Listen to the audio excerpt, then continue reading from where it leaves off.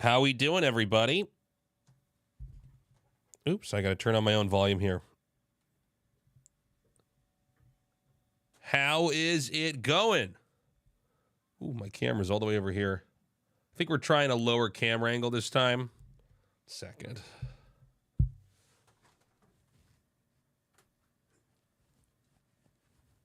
Okay, let's try this. It's a little bit too much of a... It's kind of tilted to the side, isn't it? All right, let's try that. Is that a better look?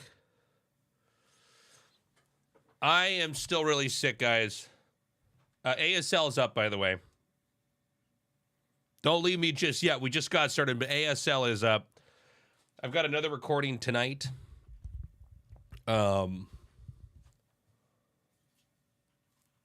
Twitch Armageddon. Well, guess who's still on Twitch right now, man? Was I right or was I right? Here we are, completely circumventing that. It's like I said, man. It only matters if you're having to use a Korean bank account. In fact, I really feel like all these Koreans, couldn't they just make overseas bank accounts? You know what I mean? Like, do you need to be a U.S. citizen to make a U.S. bank account, as an example? I don't actually know. But anyways, we're good. We're in the clear. How are you guys doing?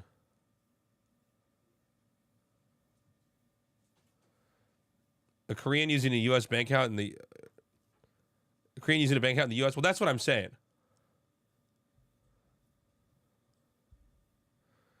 No, you'd probably have to be on the American grid, Sky, if I had to bet. But anyways, what a relief. This still works. I thought I might have like not understood the situation. I'm like, maybe I just can't stream. But I didn't think that's how the internet worked. So we're good, man. We are A-okay. Nothing in my world changes. I do feel, though, for the... and I'm going to make a video about this on Friday, I think, or Saturday, when I'm feeling a little bit better. All those Koreans that have to switch over to the Naver streaming service or a freaking TV are going to lose a lot of money. Yeah, Gauntlet Wizard's 100% correct. Yeah, there's a lot of requirements to go into the Korean banking system. Sir Dialot, thank you, man. Where's my alerts? Is there no alert sounds? What's going on here? What the fuck? That's weird. Let me test that again.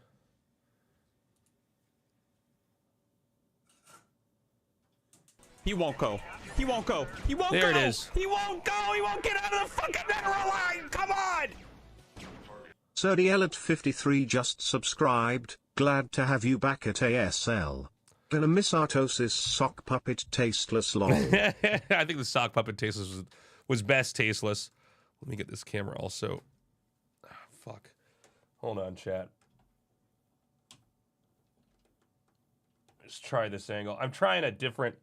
When I do the ASL, I have like a slightly different angle on the camera. Fuck, hold on a second. Wait with me, guys. Hold on. Okay, this is too dramatic. All right, loosen this one up. What is upright? Okay, like that. History of Warcraft 3. I think that'd be fun. I don't think I'm the guy to do it. I can speak to Warcraft 3. Like, I did compete very early on in Warcraft 3. But switched back to StarCraft Brood War pretty quickly. How does this look? Does this look a little bit better? What do we think of this camera angle? How's this, guys?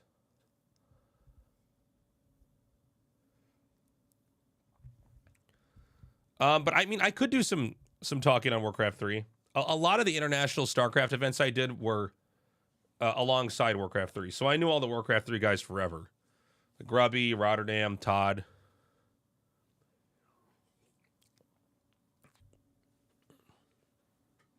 Thank you, Drip King. You're saying all the right things today. Okay, and I move my monitor down a little bit. Let's get this pushed up a little bit.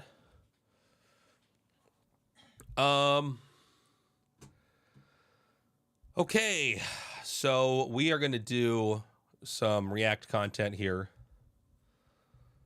for YouTube.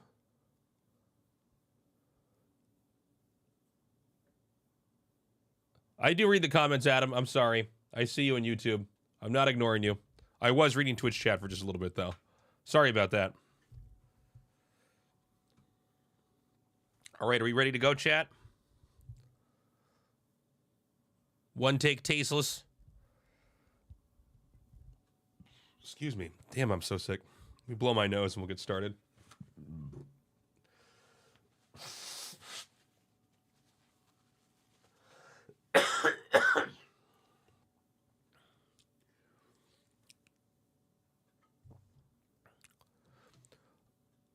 What is up? What the fuck? Where's my camera over here? All right. I lied. Take two. Yo, what's up, everybody? This is Tasteless here with another video about RTS in general. This one specifically about the decline of RTS, as it's titled.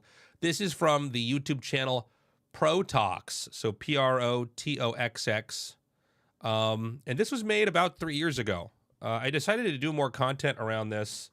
By the way, I'll turn my Twitch chat on here. Actually, let's do this chat. There we go. I decided to do more videos talking about RTS in general because the more I watch these things, the more I'm appreciating how people see RTS in completely different ways. And I thought this guy's perspective was interesting. I didn't agree with all of it.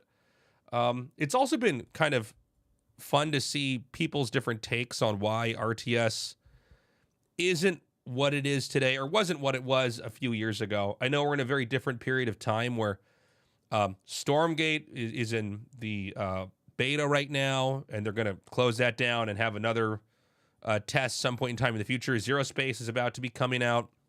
There's other RTSs that are in the works. So although it's been a bit of a dark history off and on for RTS, I do feel like the future is a little bit bright. Obviously, this video was made before that was really a factor. But anyways, I thought I'd take a look at what this guy had to say and give my own take as well. Want to make some improvements? Real-time strategy games. A genre that used to be immensely popular, but slowly faded away with the rise of MOBAs and grand strategy games. But perhaps there was another larger problem that contributed to the genre's downfall. So immediately, I'm sure most of you know this, but that is completely true, that MOBAs started to supplant RTS games as the game to play. And a lot of the people that are still fans of RTS games that watch GSL, ASL, your IEMs, they started in RTS and eventually switched into MOBAs. So that is completely correct. So, what was the first RTS game? What other titles set the standard along the way, and what led the genre to decline in popularity? When you're ready, grab your cup of tea, sit back, relax, and enjoy. Depending on where you ask the following question, you will get a different answer.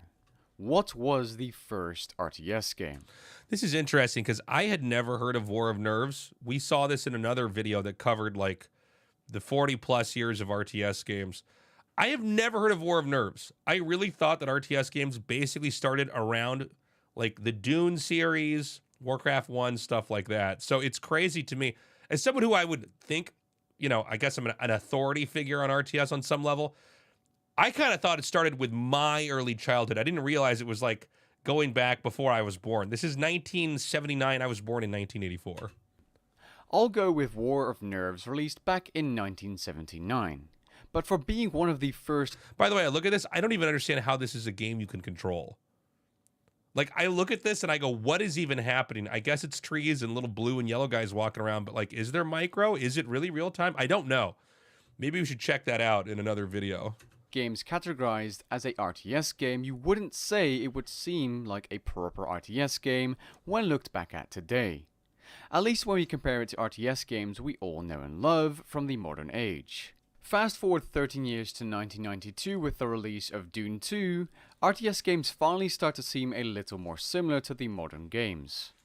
arguably Dune 2 is the first proper RTS game that matches with the gameplay of modern games. By the way, I never played the Dune series either. Started out with Warcraft 2 and Command and Conquer in the same year. I think at one point in time when I got a little bit older, I did go back and buy Warcraft 1. You know, when people complain about the mechanical stuff in StarCraft and like you can't select everything, try going back to Warcraft 2 where you can select even less, and then try going back to Warcraft 1 where you can only have 4 units in a control group. Like, everybody has their limit on this. People end up in different places for how much of the game should be automated and how much of an army you should be able to control, but when you go back far enough, it gets pretty janky. In Dune 2, you gather resources to create units at your base, but you also required certain buildings within a tech tree to create other stronger units, much like many other RTS games. Also, it's interesting watching the units move in Dune. This is a game I've never played, but it does seem like they're moving on a square or diamond grid in the game, just watching them kind of move into each slot. The older the RTS, the more you'll see that they really are on invisible tracks on the ground. StarCraft Brood War, it's a little bit like this. It's almost too difficult to describe, but the newer RTSs, the unit movement gets a lot more fluid. Of today. See, like that? Not long after the release of Dune 2, many similar games followed, like Warcraft, Orcs, and Humans in 1994. And possibly the birth of the best-known RTS series of all time, Command and Conquer 1 in 1995. These games created the foundation for all RTS. Command and Conquer, by the way, I felt like this was the first RTS to really make RTS cool in a way that it just wasn't before. I do think Blizzard did a great job in the Warcraft series of making their stuff epic and the kind of orc versus human, I don't know, that cool fantasy world. They took that in a really fun direction. I think the music in Warcraft 2 was great. The sound effects were great, and the missions were really well thought out. But it did just seem to me like Command & Conquer made a cooler RTS. The music specifically was great, but the sound effects, the screams when you would kill somebody, I think combined with the atmosphere. There's also a visual clarity to the game that I think it's hard to find something that compares to this. This is going to sound weird, but the closest thing I ever got to like a feeling that was like this artistically well thought out was maybe if you go back and play Hotline Miami with the soundtrack combined with the retro graphics and the gore and the dark storyline. It really hit a certain pitch that was very cool. So this game was very ahead of its time. And I don't know that they even captured it as well in Red Alert and the other games. I think they kind of got it, but I feel like the original Command & Conquer, they were really on point. Games as we know them today. Although other titles may have added a twist to the gameplay, at the core, almost all RTS games are the same. You have some kind of headquarters where you gather resources with villagers or cheaper units to upgrade your buildings and create an army to fight off the enemy. You either play versus AI in a campaign or skirmish battle, or against a human player. Depending on the type of player you are or were, you'd probably cater towards one of these much more than the other. This divided player base caused problems later down the line when the emphasis of RTS games surged towards competitive play with complex strategies. This then resulted into newer RTS games being unattractive to the average Joe who simply wanted to comp stomp some AIs by slowly building up a large force and crushing them. Okay, let me go back a second here. Later down the line when the emphasis of RTS games surged towards competitive play with complex strategies. This then resulted into newer RTS games being unattractive to the average Joe who simply wanted to comp stomp some AIs by slowly building up a large force and crushing them. So this is, because I've only seen this video once before to see if it was worth covering for this. I don't know if I agree with this. Now, here's the truth, okay? I started my RTS journey as, I guess, a third grader or a second grader, completely captured by the fantasy element of the game. Whether it was the Command & Conquer, futuristic, war setting or the fantasy setting of Warcraft or sci-fi and StarCraft, and you know, there was a bunch of other RTSs I messed around with. Obviously, we know where I ended up, but with StarCraft 2, first of all, it is correct that they put a big emphasis on competitive after Blizzard had lost out in all these opportunities that kind of came up in StarCraft 1 and were locked out by Kespa. Obviously, they were going to make a big push to kind of do esports on their own turf. But are you not able to comp stomp in StarCraft 2? Are you not able to do casual stuff in StarCraft 2? I'm almost asking as a genuine just question, because when StarCraft 2 came out, I was in Korea trying to get ahead of everybody in the competitive aspect of the game as a player, to be a caster. But does StarCraft 2 not have these casual modes? I thought it had that like everything else. It was underemphasized, Gauntlet. Interesting. It did seem like, coming from StarCraft 1, when StarCraft 2 came out, the way they designed BattleNet was very strange. BattleNet for, I should maybe not BattleNet like the online experience with matchmaking so much as the interface for the client. It was in some ways worse than StarCraft 1. StarCraft 1's BattleNet was like IRC, where you could move through these different chat rooms very easily. The majority of the screen was the chat room or a search bar for different games. So when I was a kid, I was too intimidated right when we got internet to really try to do 1v1s with people. That was a little bit too much for me. So I would do like these like 7v1 comp stops. And that was what allowed me to kind of break into the experience of playing with people. If you're as old as me, you might have been in a 7v1 comp stomp where everybody turns against you and kills you. That was a thing that would happen. It didn't seem like there was a lot of like giga newbie experiences to be had maybe on BattleNet 2.0. It did seem like it was depersonalized. I frankly didn't care because I could hit a button and get paired with an opponent of my own skill. So I viewed it as, you know, a positive in that. But yeah, I mean, I feel like there is still a lot of emphasis on single player stuff, and maybe StarCraft 2 is the weakest example of that, but let me have him carry on. A good RTS game is a game that mastered the combination of both micro and macro management. Micromanagement consists of you managing your separate units and their formations and movement around the map. Macro management consists of you managing your resources and income and keeping an eye on the map and thinking about how to approach an assault. High-level play focuses on the combination of both good micro and macro. However, in some games like Command & Conquer or even Age of Mythology, high-level play includes an enormous amount of micromanagement. This level of play is not easily accessible for the average player because it requires a large investment of time to become intermediate, let alone mastering it. The player base that is interested in competitive play is small, because there are players out there who simply want to hop on a game and have some fun after work without having to spend countless hours worrying about becoming somewhat decent at a game to have fun. Because each RTS game was slightly different, even after becoming good at a particular RTS game, your skill wouldn't necessarily carry over, as well as switching from a shooter to another shooter. Yeah, I guess that's true. I do feel like you play a couple of RTSs and you could start to get the hang pretty quickly. I mean, I guess shooter versus shooter, you are fundamentally doing the same thing, right? I mean, you're just clicking on somebody's head with a gun.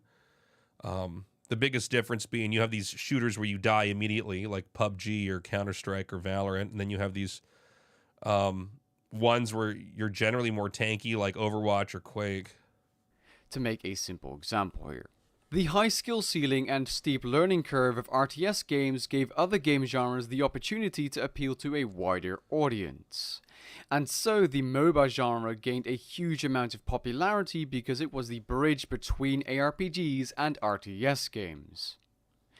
Big MOBAs like League of Legends and Dota are still That is true. It is the bridge between ARPGs and RTS games. I never really thought of the ARPG thing, but yeah, of course, there was a lot of dungeon crawlers like that back then, and still popular are now. today, and they appeal to the people that enjoy the micromanagement of RTS games.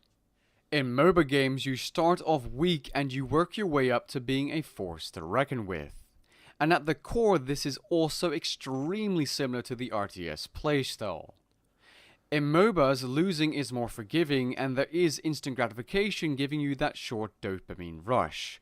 While in RTS games, there isn't that short dopamine rush. In fact, this is something that is well... I think that's not true. There are short dopamine rushes constantly in RTS games. That's why I'm so hooked on them. I mean, everywhere from keeping my worker alive when I scout them to... getting a quick drop off in their base to the climactic fight where I overpower them. I do get a sense that this guy is coming from a perspective where maybe he never, and I mean no disrespect by this, got to that point where he was able to play on a level where it was fun. I think what he's going to say next about shooting and immediately getting a kill and getting that hit of dopamine, sure, I get that, but I think if you're not having dopamine hits constantly in an RTS, you haven't been able to reach the point where you can do that. And I don't think that's the craziest thing to do.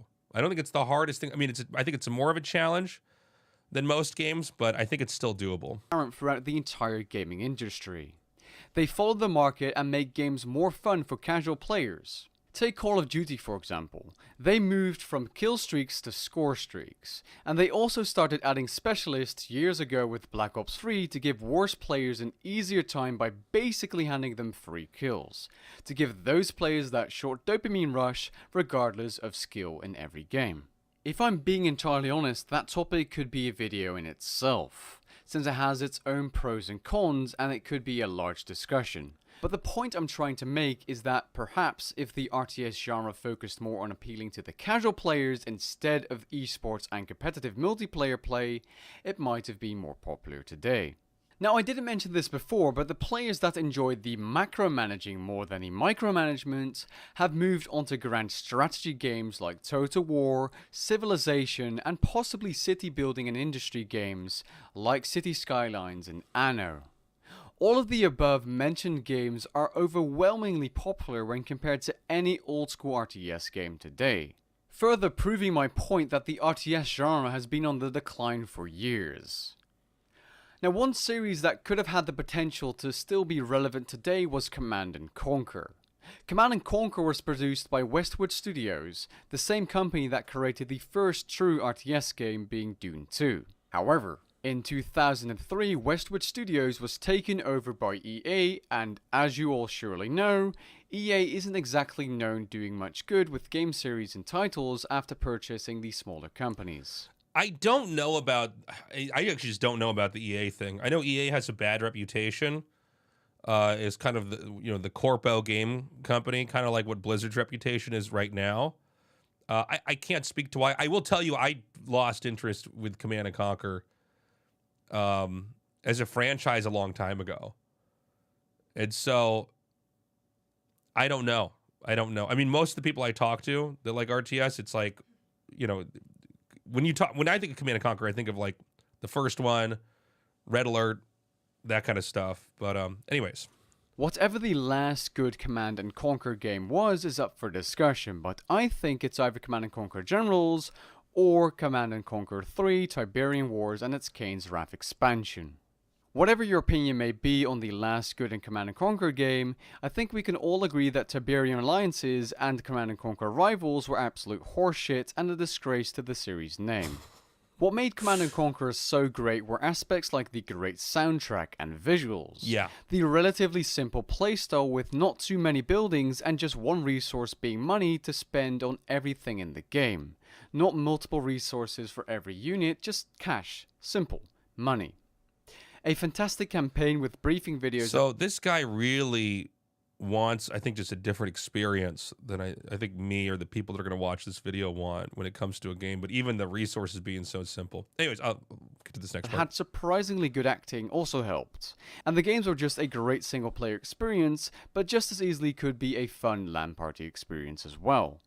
Also, I know the Command & Conquer isn't the only RTS game series that was ruined over time, at least according to the fans. I've heard negative things about Age of Empires 3, for example, but then again I've also heard many good things about the remaster of the second game. Yeah, H2 is good. Now, two other prime examples of what made a good RTS game were both Empire Earth and Age of Mythology. Both of these games had an excellent single-player campaign that was diverse and had a decent story to it. Both of these games can be played easily by the average Joe, given that you don't play online or against the hardest AI. Now, Age of Mythology let you play like a casual, but you could also play competitively online, especially with the remastered extended edition. But at that point you run into the game not being for casuals any longer because the same problem of new RTS games arises, player versus player just isn't for casuals. And you will get harassed constantly with rushes, and that playstyle just isn't appealing to those casual players. And I understand that that type of gameplay is appealing to some players, including myself, but the classic RTS experience was to turtle and to build up a large force to annihilate your enemy. Online, you will have to adapt to other tactics because you will never be able to beat your opponent if you do not damage their economy by harassing them constantly. Again, if this does fit your playstyle, there is nothing wrong with that. In fact, I do enjoy this type of playstyle sometimes. However, the majority of the RTS players were not interested in that type of gameplay, or they would have stuck around. I feel there's like a lot of assertions here. For one, look, I think when you get into a game, like let's take RTS, since that's the topic of this, people are looking for different things, right? Some people really want a campaign for the story. Other people want a campaign where they can try to beat it and then beat it on the next most difficult level, or set a new score as far as time goes. Some people, like I said, my first month of StarCraft Online, I was doing comp stomps. That was fun. And I eventually moved up to going to live competitions, trying to fight for the ability to represent my country at a global tournament. But I think what's important to realize here is that everybody's looking for something different. And I feel like this guy's... Thank you for the sub, your fellow human. You fucker! Appreciate it. This is so stupid! I think everybody's trying to get their fix, right? Like, let's take fighting games, for instance. The Tekken 8 just came out, right? This game is selling extremely well. Tekken is like the Brood War of fighters. Tekken is so hardcore and so complicated. I have decided I'm probably not going to learn it unless something dramatically changes in my life, or there was an opportunity for me there, because I see how hard it is. But it sells very well because they've put a lot of money into the storyline. They're doing a lot of great stuff with training modes. And so they're able to sell a game where everybody can get the experience that they want out of it. And most people that get Tekken never get into hardcore mode or do anything serious in multiplayer. They might, have some games with their friends on a Friday night. But I think it goes to show you that when you have an RTS game coming out, you really need to make sure you fill a series or tick a series of boxes, right? Do you have, let's get us out of the way, the esports box, the competitive mode, a ladder? Do you have a campaign with a good story, with different unique challenges for a beginning player? Can that scale up in difficulty to where someone who's hardcore can also have fun with that? Do you have a map maker where games can be made? I mean, ironically, Blizzard's ability to make games that had map makers changed the industry in a way that, because Blizzard wasn't really paying attention to what was happening in their own map maker, it changed the whole gaming industry, and it ended up with them losing control of a lot of the gaming industry. Tower defense games were made in the StarCraft map maker. MOBAs were made, especially in the Warcraft map maker. There's plenty of other things that were happening. So I feel like this guy is clearly coming from a casual perspective, but I think he presents no real valid argument that, just because one area is filled, the other isn't. Now, maybe StarCraft 2 could have done more for casuals. Maybe they, just like, you guys ever played Heroes of Might and Magic, the old one? I guess that apparently, by the way, they play that competitively online. I've discovered this recently on Twitch.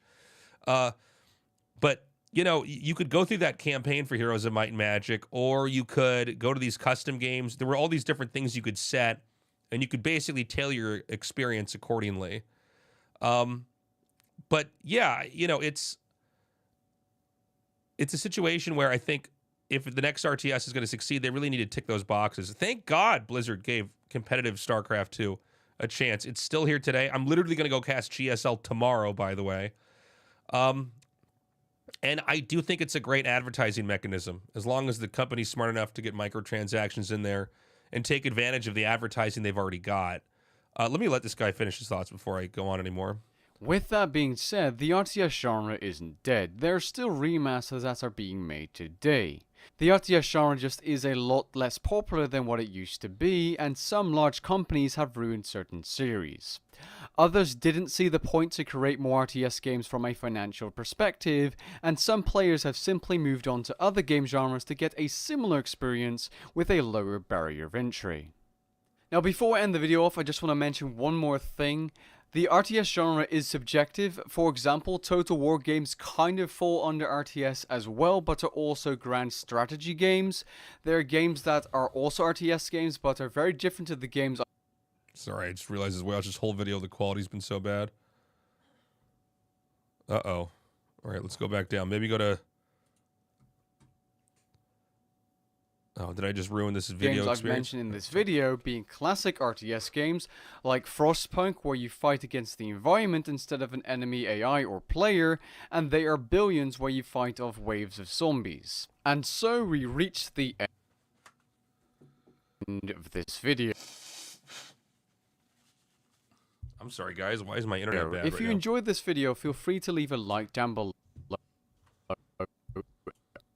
What is happening?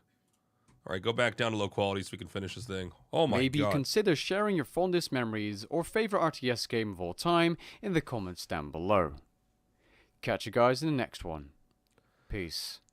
So, one of the issues as well that I take from this is when you're... And this, I see this with a lot of game publishers. They're always trying to appeal to the newbie, which I think is good. But don't let that redefine what the game can be and should be, because those new players, they're going to be the first to drop you.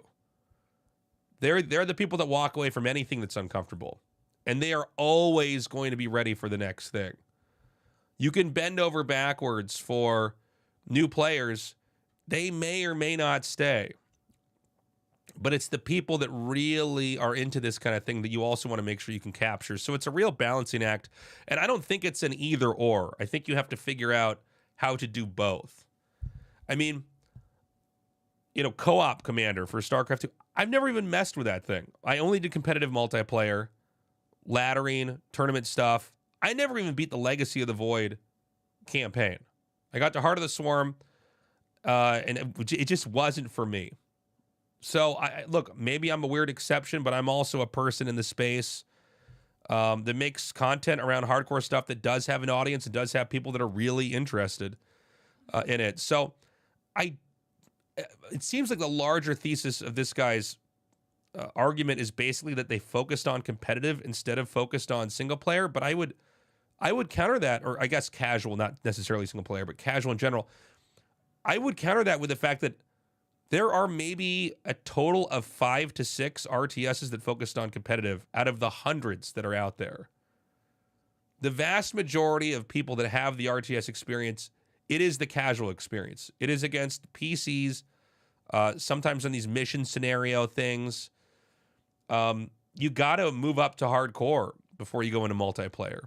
And by the way, this argument as well that...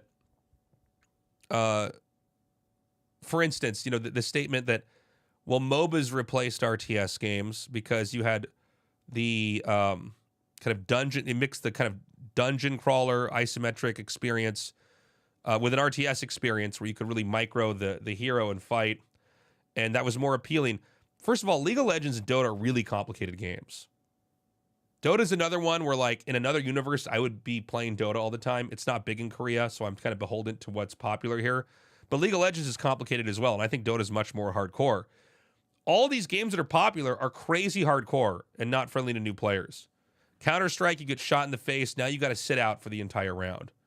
PUBG, you can spend 25 minutes not seeing a player get shot in the back of the head and have to start over. RTS games, you can forget a pylon or make, a building a little bit late and completely change the trajectory of your entire fucking game, play for 30 minutes and lose. I mean, just to go back to MOBAs, everybody's been in a team game where it's getting toxic. Your teammates either won't listen or are horrible. It's hard to get into and learn. I've played fighting games like Tekken or Street Fighter where I don't block the first hit and I'm then comboed to death. So where are these games that we're talking about when it gets into multiplayer that are great for casuals? I mean, I'm serious. Like, which one are we talking about? All these games have crazy high skill ceilings. Some of them are extremely punishing. And that's kind of the rush from it. And that's why people that do competitive multiplayers are a different breed. And I don't know if you're ever going to have a multiplayer experience that has the elements of competition along with this really comfy casual experience. And maybe that's kind of where MMOs come in or these other types of games. But that's where I'd take that. So I'm not trying to rag on this guy, but I would reject his take here that they needed to appeal more to casuals. I think most of the RTSs we don't even think about in Korea, or sorry, not in Korea, in the world, are just tailored to casuals, and people used them up, played through them, and moved on to the next thing. So I think for the future of RTS, you need to really make sure that you can give an experience to every kind of player. The player that loves the campaign, the storyline, the person that likes doing different kinds of custom games and challenges, multiplayer with teams against computer, mass multiplayer team versus mass multiplayer team, hardcore solo play, all that stuff. And then I think you're going to have an RTS success, and that's what I'm hoping for in the future. If you like this kind of content, thank you so much for joining me for it. Please like and subscribe. Leave a comment. Let me know what you think about RTS. Is it still in a decline? Are we going to be in a renaissance? And are there these old RTSs that you like, that you feel like game developers haven't given attention or love to, that they could be taking things from and maybe putting into their new games? Also, please check out Tasteless Threads, where you can find my merch shop. We got a lot of cool RTS stuff, RTS-related stuff there that I think you would enjoy. Have a good day, and I hope to see you in a future video. Bye-bye.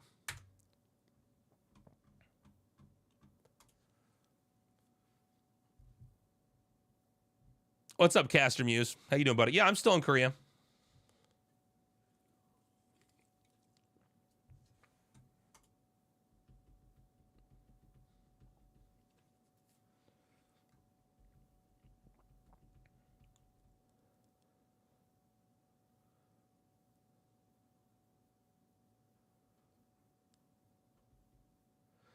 Yeah, Wormy, that's my thoughts, man. There's this, maybe it's the media in gaming, but this fucking narrative of like, people don't want hard games when the reality couldn't be more different. Like all these multiplayer games that are massive on Steam are so hardcore. I didn't even mention that whole world of these survival, like crafting world games. Those are hardcore as well. Dota, Counter-Strike. I mean, I don't know. It's like, what are we talking about? Then Elden Ring comes out, so the people that don't even want to necessarily do multiplayer can have a hardcore single-player experience. You just got to make a game that's challenging and make it fun at the same time. All right, I'm going to hide the Twitch chat here. What's up, everybody? Welcome to my YouTube. I am going to do a quick preview here for the GSL. I'm going to cover my Twitch chat up here. And, I thought I've been making some content around StarCraft 1. Just recently did an interview with Dark, by the way, on this channel, where we talked about, him joining his new team and his thoughts for the future. But with me going into the studio tomorrow, I thought I'd give you guys a quick update. please do subscribe and like the video. That will help more stuff like this that I make get out there. So GSL is back. It is on for 2 seasons this year with plans unclear. I'll talk about that a little bit more in a second, but not clear what's next for GSL after we get done with the Gamers World Cup in Riyadh. First of all, this tournament is now every Thursday. So it used to be 2 days a week. I know there was periods where it was like Thursday and Saturday even. It's moved around quite a bit. Right now, it is going to be every Thursday. I think because the tournament had been shortened over the last year or two, the studio basically decided it was better to stretch it out. And I kind of like that. I felt like GSL felt a little bit rushed when we banged everything out in like just a handful of weeks and then we were done. So if you want to come, it's at 6:30. You get the ticket through Ticket Link. It's available right here on Team Liquid. You can see it down here at the bottom. And definitely come check it out. It's in the same studio in Samsung by not far from Samsung Station Exit 1. So, Group A, we've got Maru, Su, Shin, and DRG. Now, Shin is not some new player for StarCraft 2. This is Ragnarok. I don't know why he changed his ID, but he did. And so that's what we're calling him now. Unless sometimes these guys change their ID and I get to the studio and they're like, no, we went back to the old ID. But he's going to be in this group. I think Maru is the clear favorite to get out. He had an amazing run in IEM. He is still basically the superstar of Korea. We've had periods where Rogue was a threat to him. He's not here in this season right now. Dark is another threat. I'll talk about him in a second. But Maru, he should just get out of this group. He's never really had a tough time in TVZ. He's been the guy that's basically proven that even when Zergs seem like they're almost too good, not good enough to beat Maru. So Su, Shin, and DRG. Now, I really don't know who takes this. I think it's supposed to be Shin, also known as Ragnarok. Su has looked good, but has floundered in several of these GSLs. And DRG, I have a very hard time putting my finger on it. You've probably heard me say that when I cast his games. Sometimes he looks so good, like perfect. And then other times he doesn't seem to be quite on top of it. But one of the ways to look at a group like this is it's going to be about who has the best ZVZ at the end of the day. It's really kind of a ZVZ test group. I think DRG probably beats any of these 3 guys. And so from that perspective, it's going to come down to who's got the best ZVZ, who's got a handle on the meta or on how their opponents play the game, stuff like that. On into Group B, Dark, Stats, Classic, and Bunny. This is a great group. This is probably the group I'm the most excited about. I think Dark, again, probably going to take it. Check that interview I did with him on this YouTube channel. It was very cool. I got to be part of the Talon Esports announcement video where you can see me try to act. And you can see why I'm casting and not acting for a living. We did a funny skit there. That's on their X or Twitter, whatever it's called now, account. And then I got to do an in-depth interview with him where we talked about a lot of stuff, about his motivations, his thoughts on the future of RTS, his take on where StarCraft 2 is right now. It was a really fun experience for me to have. Stats, Classic, and Bunny. I think Classic, or maybe Bunny, should be able to take this. Stats has looked really good, but he has not been able to be the Stats of the past. Stats was always so good at kind of playing the most conservative version of Protoss, which, by the way, seems to be the one that has the least success. The kind of passive macro, development Protoss. StarCraft 1, it seems like you can have Protosses that play like that. I think StarCraft 2 has historically rewarded the active Protoss or the deceptive Protoss a little bit more. But let's see what he's got. He managed to qualify in what is a pretty tiny GSL now. Don't forget, we started this out like 12 years ago. This was like a 64-person tournament. And then for a lot of it, it's been a 32-person tournament. So he's still top 16. Still got a shot. Bunny obviously has played phenomenally. Why is GSL so small now? Blizzard pulled support out, so they had to dial back spending. And the easiest way to do that is to reduce the days. But this is a good one. After Dark, I'm not sure who's going to take this. But I think Dark's an easy call. And I look forward to seeing those games for Group B. Over to Group C, we've got Gumiho, Nightmare, Beyond, and Creator. Beyond had a pretty good run in IEM. Gumiho has looked extremely strong. Creator, man, if there's one guy I'm rooting for every time I watch GSL. I really do want him to win. He has been with us since the very beginning. It's no secret at this point in time. He's an emotional player. I wouldn't even bring that up, except that he's doing it on camera, so there's no hiding it, right? Some players react better or worse when they're in the green room, than players when they're on camera. But look, he's struggled with digesting his losses and taking those losses and building them into himself to come out as a stronger player in the next competitive match. And I think this is like every GSL, every tournament match, it's an opportunity for him to do that. I think this is a group he could do. He did have a pretty crazy run several GSLs ago. But we will have to wait and see. He's shown, I think, some of the biggest range of play from like really good conservative play to hyper cheesy, crazy stuff and everything in between. But then you look at a player like Gumiho as an example. He's just been way more consistent, really good, still with his weird style that, it does seem like you're going to definitely have a couple weird stuff with Cyclones, but maybe something else. There's a lot of different ways this could go. Nightmare is good. I think he might be the weakest player in the group, but he does surprise us from time to time. And Beyond is Beyond. He's looking good. He's definitely been, I think, a better version of even himself in the past, but very much about pushes, timing, eking out damage. That's going to be a fun group for sure. In Group D, Solar, Ryung, Cure, Hero. So Solar has been a real workhorse. He has really been grinding out a lot and shown a lot of great games here. I always felt like he was in a bit of a funny position in Korea because he was pretty consistently overshadowed by the other Zergs in the region. Your Darks, your Rogues, even your Sues in the past. But he has really stuck with us for a long time.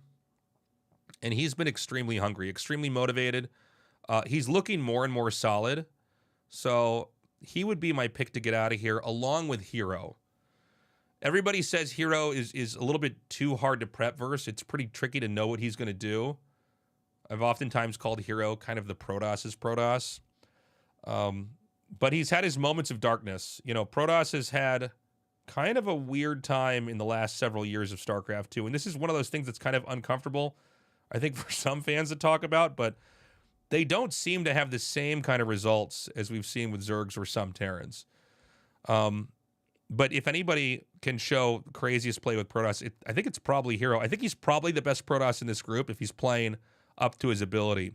Ryung is good, but I don't know that he's in the kind of condition that these other players are in this group. I think he's an easy pick for me to say he'll probably fall out. He has like parts of his play that seem really good, but then there's periods where, especially in some of these longer games, he doesn't always seem to be able to, like, he can push in micro and drop really, really well, but he doesn't seem to also be able to keep up with the full macro thing. It's almost like he's an incomplete Maru, if that makes sense. Like, he's got a lot of crazy aggressive stuff, but when you're watching Maru push across the map, you're also watching him take several bases, cover everything. It's like Maru is able to use his APM more completely or something like that. Cure could just do this too. I don't know why. I mean, now that I'm looking at this group again, I'm like, well, maybe Cure could just get out. He's looked great. He's looked crazy good. So that's a tough one. I'm actually going to change my answers. Solar, Cure, Hero are the people that should get out. It could be any of the two. I think Ryung doesn't make it. No disrespect to Ryung. But yeah, I'm excited to get into this group. I hope you guys can come down and check out the event live if you're here. So to get tickets for the live audience will continue to be sold through Ticket Link. Now, if you go to Ticket Link and it shows up in Korean, like you're in Korea, you can right click. Oh, I guess it's not going to show up here. You can right click on Chrome on the website and click Translate to English. I think some people that haven't been in foreign countries don't know this. You can just have a website translated for you. I don't know if there's also some English version you buy tickets on normally, but if you feel like you're somehow locked out of the system because you can't read the website, that's how you do it. If you're going to come, please do buy a ticket ahead of time. I don't think the studio will fill up for the round of 16. It's a pretty big studio.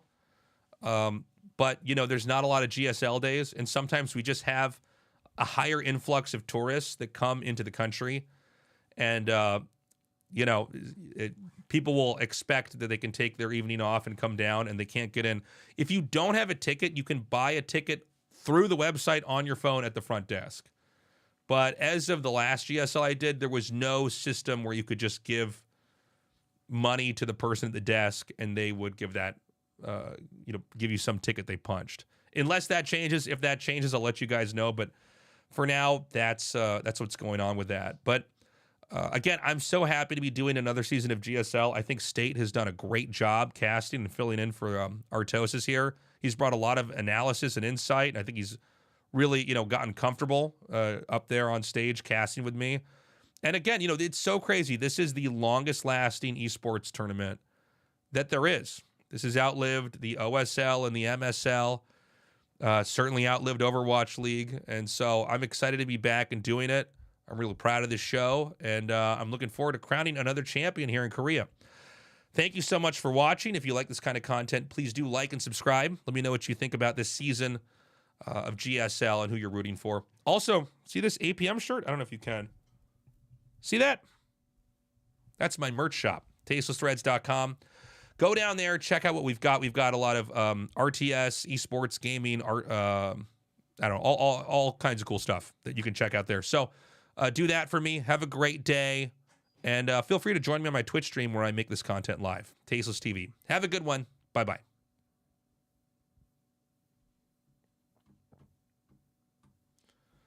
Okay. I think we did it, chat.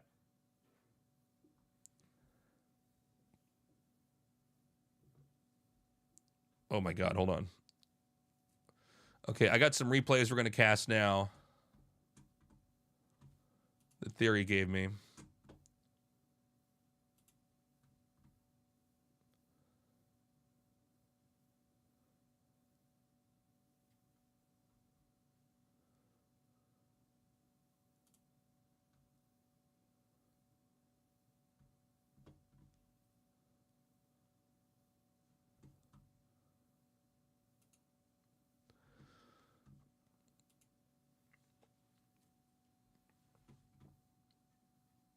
Okay. All right, let me get these replays loaded up.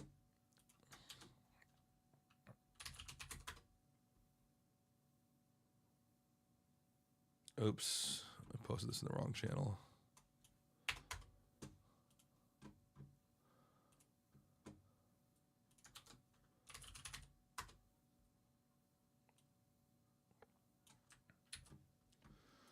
So I'm still sick, guys. I think I've still got the energy to keep the stream going, but if I close it out early, that's what's happening.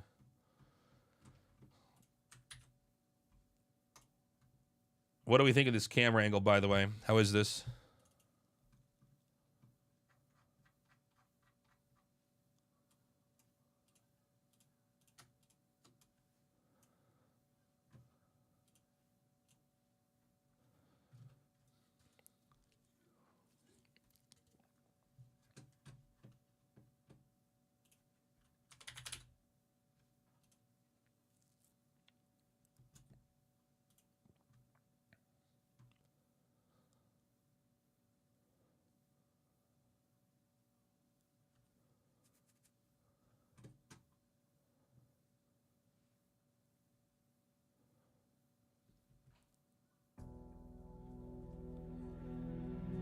Okay.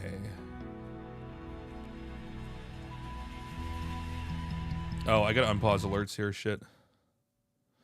Thank you, your fellow human. I think I called you yellow earlier because I can't read. Thank you.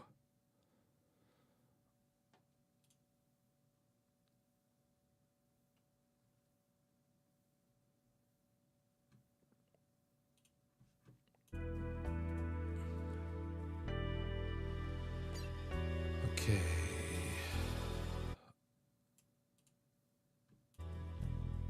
I'm going to pee and stretch my legs. We're going to do some casts for you guys.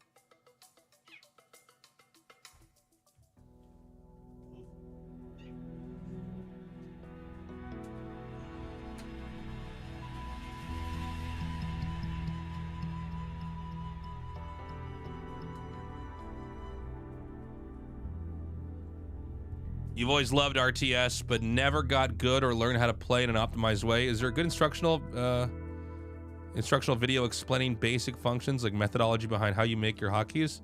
I think there's a lot. I have one that I made on this YouTube. It was for StarCraft 1 Protoss, but you basically want to figure out what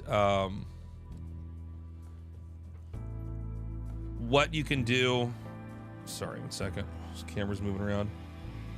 You need to figure out, like, normally it's like 1 through 5 or 6. I actually use hotkeys all the way from 0 to 1. Like when I play, I have my probe rebound as P. I can't do that in Stormgate.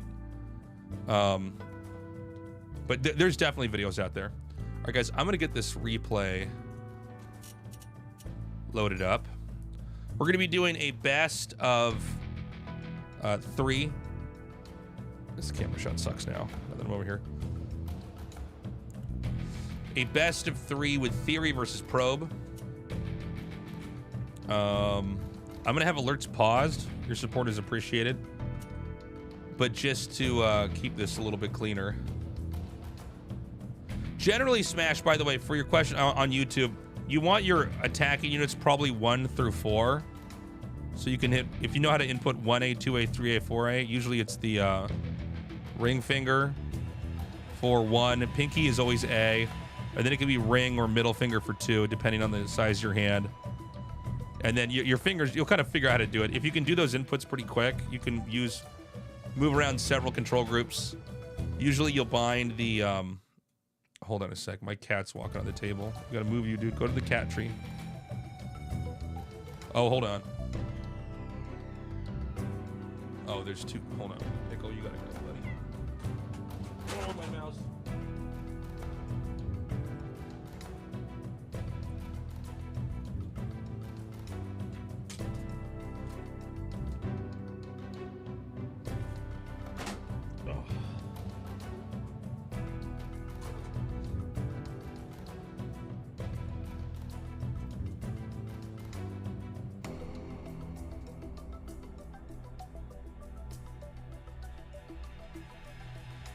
Okay.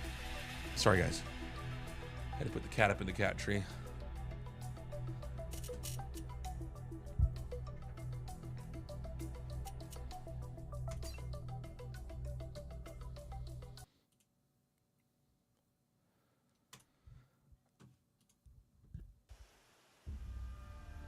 What's up, everybody? This is Tasteless over here on my YouTube, bringing you a casted match of Theory versus Probe.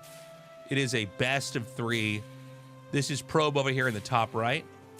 And down here in the bottom left is Theory. These are 2 of the very best players currently in Stormgate.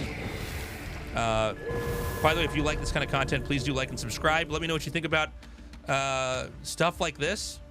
And if you want to see more of it, we're going to be doing a lot more content on this YouTube channel. Ideally, a video a day, if I can keep up. So this is going to be a fun one with these 2 here. Immediately, we've got the dog over here hitting the first imp. This is pretty common. If you don't fully wall in on this map, I know it's something I like to do. Seems like Theory feels differently about that. He's going to be having to try to defend this imp and get as much ore as he possibly can. There is enough damage on the dog, it can't do that much more, but basically because the game gives you the dog right away, why would you not do that? Meanwhile, we've got a fast expand opening here from Probe. We have seen some players make this down here, since you can use an additional building over here to just return the ore. That's one advantage that Vanguard has. But it seems like what happened is if you had the command post over here, you would get hit by gaunts or anything else that can hit from low ground to high ground. So this is probably a better way to do it. It's always cool to see these micro adjustments that players make and how exactly the meta begins to evolve. Creeping has changed a little bit on this map. We've seen more players go to the center. I think a lot of this is a response to how Parting played a couple of his games on this map. Some players believed it was better to maybe carve your way through the trees, hit this camp, and then go to the speed camp. And the idea behind that is to basically clear out the additional creeps that are over here to give you more gaunts. So it gives you a little bit of this gaunt momentum here.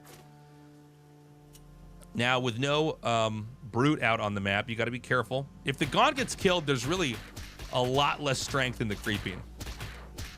Is he not going to get... Whoa. Did he not get that? I actually didn't see. I don't want to go back and reset this, but that was wild. You got to make sure that you have the infest on each of those units when you hit them. Otherwise, you're not going to get those additional fiends. And really, it's all about having those extra fiends early on. So we've got Theory at this point in time continuing to creep. He's got to be careful. These are all very brittle units, but he is managing to get those kills just in the nick of time and therefore get the extra fiends, get that speed upgrade. Back at home, we're going to see a big explosion into barracks. A lot of Lancers. It seems like the early game has really been ironed out here for a lot of these Vanguard players. So this reminds me a little bit of kind of like an old school StarCraft mass zealot push. Zealots into speed. I wish there was a more modern game for some of you guys that didn't grow up on StarCraft 1 to relate this to, but this really does look quite a bit like that. Basically powering out these Lancers that are just much better at fighting the Gaunts and the Fiends. The Fiends specifically are quite bad versus them. But when you play this style of game, you're going to have to stay back. And,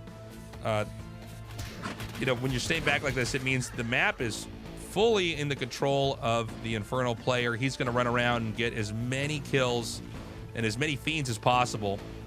Now going down to the health camp. This is a good way to kind of wind up a lot of the creepiness. Get the kill on this big moose here. Get everything healed up. In this iteration of the game, the health camp actually does something. Although I guess he's not going to stay there for much longer. But you can actually get some extra HP from that. So we've got 4 Lancers now out on the map.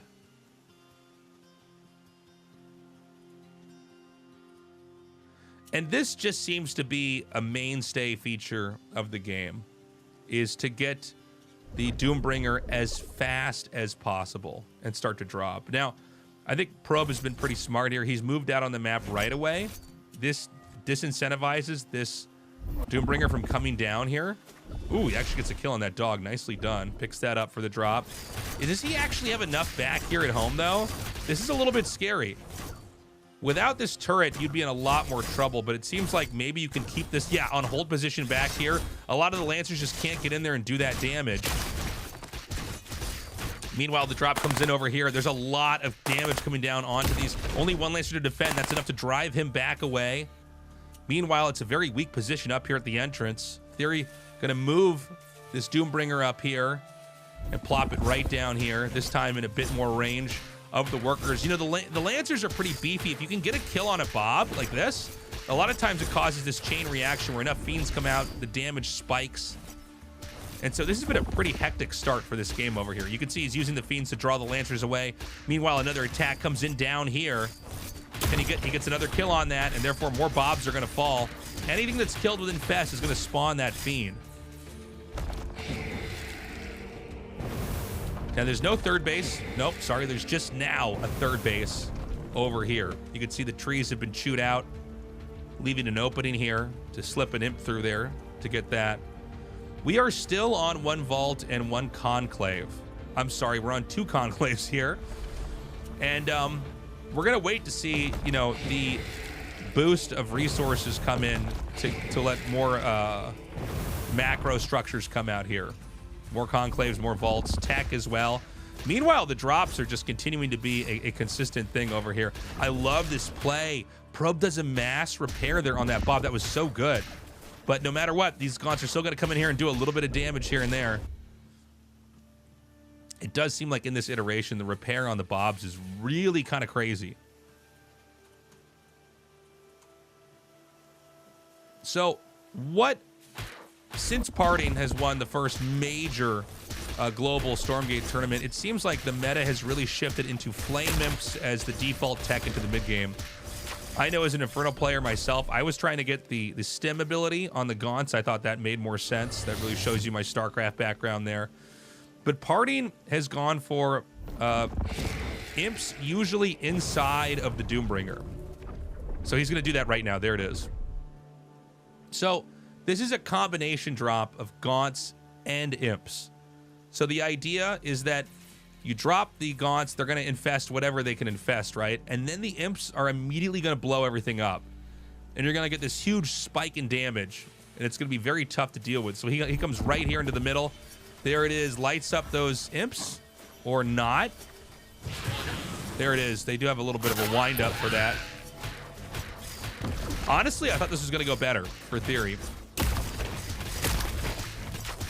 But yeah, anyways, you know, a little bit of a page from the way that we've seen partying play so far. Meanwhile, a big push up here with these Lancers. I like the one imp ignited over here. Just enough to maybe drive them back. I think a weaker player would have impulsively thrown down all of his imps, and that would have just caused the Lancers to back up, and it would have been a less than ideal trade. A fight's happening over here for Theory, but it's just out of range of the turret. You really want to be near that turret to get the extra boost. Weavers are going to come into play here. And a fourth base. So with the Weaver, a lot of times you're trying to look for the key unit. Maybe that's a high-ranked exo. Maybe it's a med tech. I know we don't have one in here right now. Try to harpoon that, pull it in, and kill it. Because there's really nothing worse than playing against a Vanguard player that is just endlessly ranking up his units. They do so much more damage. Looks like there's a little vision orb that could have been taken here, if I'm seeing this correctly. And so, Theory's going to be staying active on the map. You know, Probe's style, it's strong, but one of the weaknesses, you do have to just basically keep up with the Lancers. Sorry for my cough. I'm a little sick here today, guys. Yeah, more kills on these Bobs. You love to see it. Meanwhile, a pretty scary army here for Probe, but he hasn't really come down here and shut down these bases. I really like the SimCity here for Theory. Meat farm, Shroud Stone here. Everything is set up in such a way that the Lancers can't get good surface area. Speaking of that, they're going to come in here right now. We do have one Hellborn here in the back. The question is there enough along with all of this to basically make the Hellborn and the Shroud Stone useful? Very nice distribution here of workers. So he's going to come down here and I guess maybe wipe out the health camp. Maybe not. We've still got the Doombringer doing quite a bit of damage, but now there's enough Exos here where you really got to be careful. This Doombringer play, like any other kind of drop in an RTS, it can be a double-edged sword. If you don't do any damage with it, you're just throwing units away. Looks like he's going to need to wipe out this health camp here. It's kind of a weird moment. Who's actually going to get it? Probe has to back up. Probe has also taken a base over here. This is kind of a funny spot, but I kind of like it, actually. It lets him long-distance mine from this ore a little bit more quickly. I would assume that's why he's puts it there. I also believe, and I don't know because this game's new, this might be a full wall. So that never occurred to me before, but I think we might have just learned something there. Theory, looking for any damage he can get. And back at home, honestly, Theory's looking pretty developed. Let's take a look at the tech here for Probe. It seems like it's just mass barracks. It's just Exo Lancer. Yeah, I mean, I don't see an Atlas here. I don't see anything of deeper tech. And, you know, the truth is, I don't know. Do you want that yet? I'm not sure. This is what we're all trying to figure out.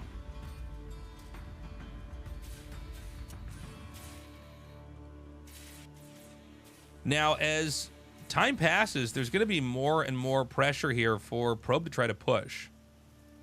I think that, honestly, Theory's probably fine just staying back like this.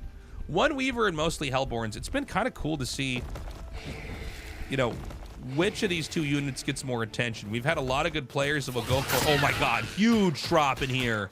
Oh, completely wipes that out. Only 2 Bobs left over there. And I think even some more of those are going to be falling in a second here. He will be able to get away, no problem. Yeah, we've seen games where people get a lot more Weavers and Hellborns, and then games where people get a lot more Hellborns than Weavers. And I don't think we've quite gotten to the bottom of it just yet.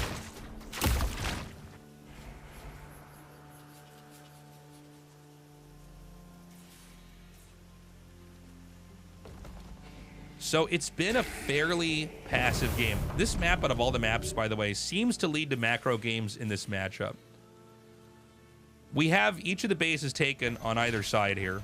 These are what you'd say are the given bases, as long as the game develops normally. You could cut this map in half diagonally from top left to bottom right, and that's who gets what. But the bases in the middle, right here, these are a different story. These are really tough for either side to hang on to for too long. Infernal in this game, and perhaps in general, does grow faster than Vanguard. Now, that's a blessing and a curse. They're going to get more of the map, they're going to have more resources, but sometimes that means that these other bases back here burn out a little bit sooner, which means it may be more important for the Infernal player to hang on to this middle base first and foremost. If the way I'm talking sounds familiar, you're thinking of my StarCraft 2 TVZ talks that I have where the game goes on really long. This is absolutely the case in this matchup as it is in Stormgate.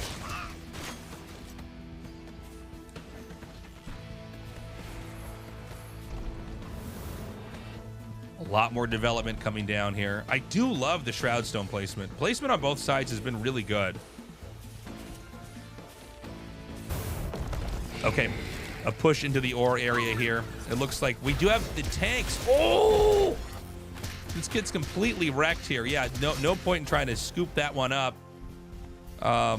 When there's that many gaunts there, you might end up losing both of those. And so this push is going to be coming up over here. This is mostly to defend the development that's happening down here over the ore, but this could organically become a push up to this position right here. I mean, you're already this far over. Keep in mind that the Infernals are just not as fast as the Vanguard. It's why we hear these Brutes being split into Fiends right away. Fiends are the fastest thing you've got.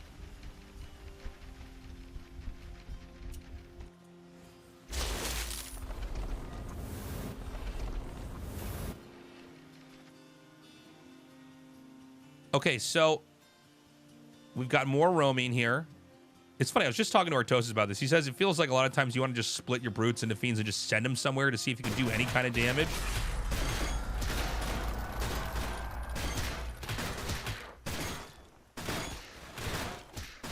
Okay, so he's going to go ahead and hit this location right over here. Take it out. And, I mean, look, this is really good. This is a lot of damage going down on these Bobs. There's no Infest over here to kind of spiral this out of control. And now we've got a big push coming up here from Theory. And so he's going to continue to try to push up in here. It's going to be a bit of a back and forth. And I think we're going to see, for now, Theory... No, Theory's not going to back up. In fact, he's got the dragon here. And this is where it's going to be pretty dicey here. You can spread Infest very easily. And look at this. He's going to try to come down here from the side. Again, remember, you can't retreat that easily with Infernal. So you got to be really careful. Once you start to lose these fights, it gets pretty tough. We've got some Shroud planted down here in the middle. No easy spot to hit. The only thing you can really get from here is the workers that are here. This spot's been abused the entire game. So this is, in some ways, a lower value spot to be hitting here. It's probably more important to try to wipe out these positions. 26, oh my god. By the way, that imp, flame imp sound is universal. I think I can hear it anywhere in the game when I'm observing, so I don't know where that was from earlier. By the way, we have an expansion push over here now.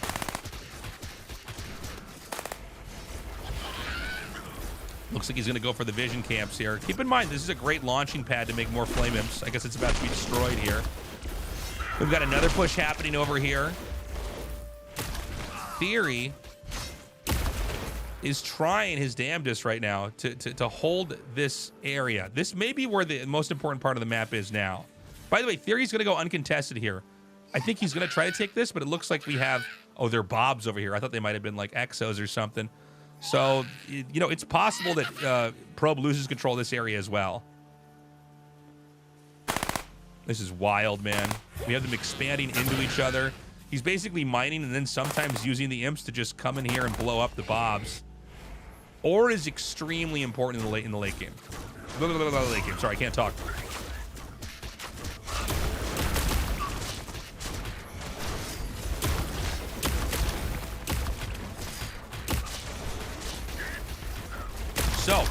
the damage continues to spike. This is looking better and better for Theory.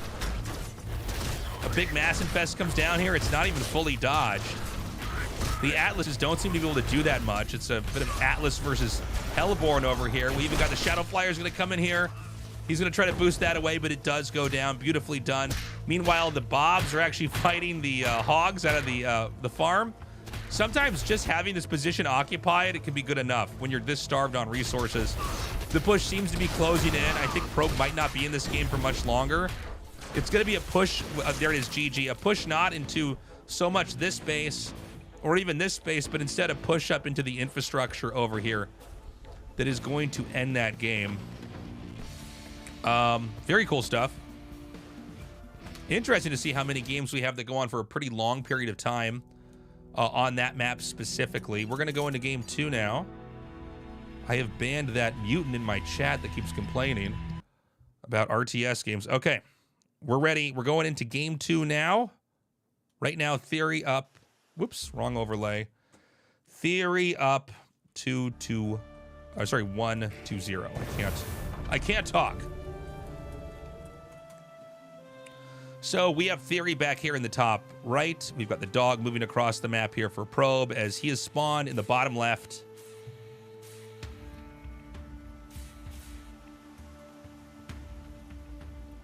And this is kind of funny. He's going down here. This might be to catch the... I don't know what he's doing. It might be to catch the imp that would move through here. We have a lot of players that send the imp out immediately. And so there appears to be this play to basically find the imp. Maybe it's going to make like a turret somewhere and push for creep. Maybe you can catch it tearing down trees. And he's going to come in here and see that this is probably the most standard opening we have here, which is Vault Conclave. We've seen other builds that players will pick up, but this seems to be kind of your bread and butter, at least right now. Vault Conclave, Meat Farm, probably expand. Karaz, thank you for the sub. I really appreciate you.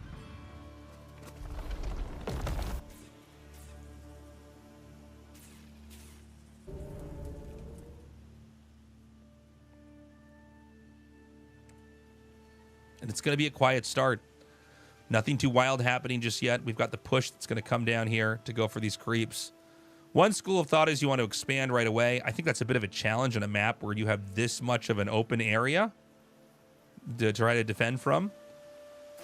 And so the other idea is that you push down here towards these speed camps and chain the infest onto the creeps. It looks like he is going to lose that brute, but at the last second, he will be able to kill this main creep. And now he'll end up with 5 fiends total.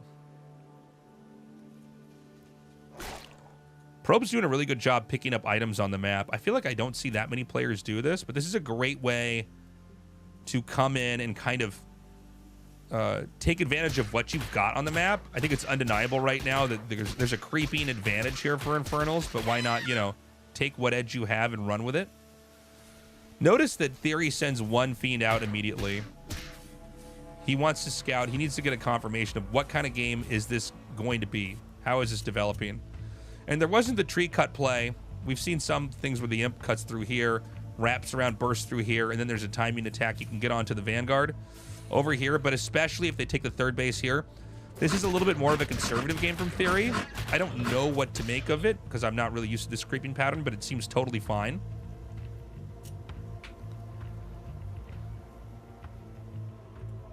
And now we're going to see this base finish up a little bit more quickly. Excuse me, not more quickly, a little bit slower. What am I talking about?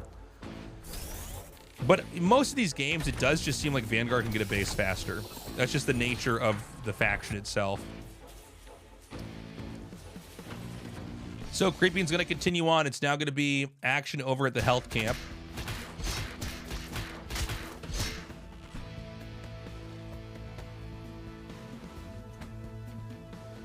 And this is a very, very quiet game here early on. Now we have Hornet Tech coming out here with the speed boost here, allowing this to produce a little bit faster. The Hornets seem to be crazy good. Right now, and I'm not saying this is good or bad. This is just the way it is. And sometimes that's how RTS is. If you're not ready for Hornets, the Hornets will just take the game from you. It reminds me a little bit of Mutalisks in StarCraft TVZ, where you need to have an answer before they get there. You can't just go, oh no, Hornets. And it looks like, you know, the Doombringer basically spots this. Luckily, you can warp that Doombringer back, and that should give him enough time to have the defenses he's going to need to be somewhat okay. Second Conclave's done over here, so we're going to have a lot more Gaunts in play. The Hornet does have a tactical advantage against the Gaunts, but Gaunts in high enough numbers will beat him. Excuse me. Coughing in your guys' ears over here. So he's going to back up. He baits out a little bit of extra damage, pulling the Gaunt away. And we're going to see the Hornet number continue to go up. It's 2 right now. It looks like they might as well just attack the Vision Camp. We've got Fiends running through the map. I think not much is going to happen other than that from there. It is going to be heavier Hornet tech. So we've got the second structure to support that idea. Lancers on one base. So you got to be careful when you have Lancers running around on one base. If they get surrounded, even though Fiends are not great against Lancers, if the Fiends can come in and do any damage, I mean, you're going to lose a lot of the bulk of your ground army here. So you can see the Fiends are, in fact, faster than the Hornets. But most of these Fiends are not going to get away.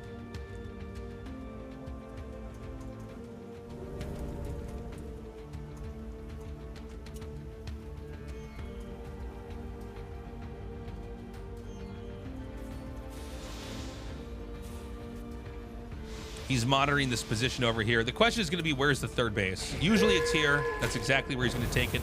We do see games where they'll push in over here and then just tear the trees down and take this. I think this is generally considered the safer base. By the way, a little SimCity note here. This appears to be where the Shroud Stone's supposed to be to protect workers. It might slow them down a little bit, but I think you're covering more area. The Lancers are going to move in here, and unfortunately this Brute is stuck in the back. The Brute is supposed to be the battery for damage, not the Gaunt. So a couple Gaunts go down. We see a lot of Gaunt blood over here. So a lot of kills back there. He shuffles the Hornets back to get them healed up. You can see they heal real fast. It's kind of crazy. And we're going to be 3 base versus 3 base. A little bit more of a confident Theory is going to move out on the map and try to clear a couple more of these creep areas here. And it looks like we're going to be going into that drop play now. Is it going to be full Gaunts? Yes, it is. I guess that's the only way to do it when you have this many Hornets out. The problem is I think this many Hornets can just kill that Doombringer and all the Gaunts inside. So this almost feels like it's maybe the wrong play, but let's see if I know what I'm talking about here. Okay, so he drops the Gaunts there. Does a little bit of damage. But here's where I'm worried. Yeah, here come those Hornets now. And this is not a lot of HP, so I don't know that he can warp back home as easily. Yeah, and so this is going to be a big win. Oh, my God. The micro from Probe is so good. Oh, that's what I'm talking about, guys. Pick your battles wisely. Sometimes it's okay to not be dropping on the map. I think especially when you're against Mass Hornet, it's probably better to just keep focusing on Gaunts. Maybe take a faster 4th base, go into Shadow Flyers. That's the kind of stuff I'm thinking about.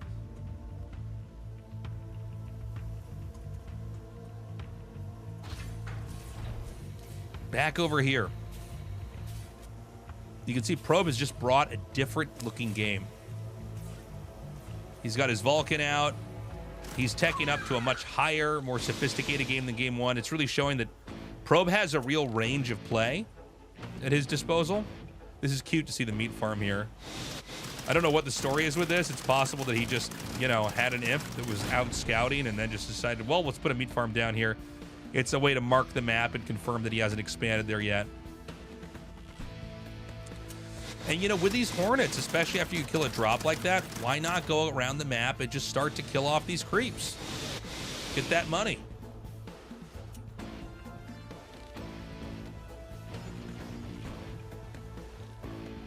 In theory, I think is matching the tech pretty well here. It's 4 Conclaves and a lot of Gaunts. He does need to figure out how to get a little bit bigger on the map. And usually this base is the big question the game goes on for a long time, this appears to be where everybody is almost forced to take it. It's like you got to take it so that they don't get it, but also if you have this for even a couple minutes and you have adequate workers there, it should swing the game into your favor.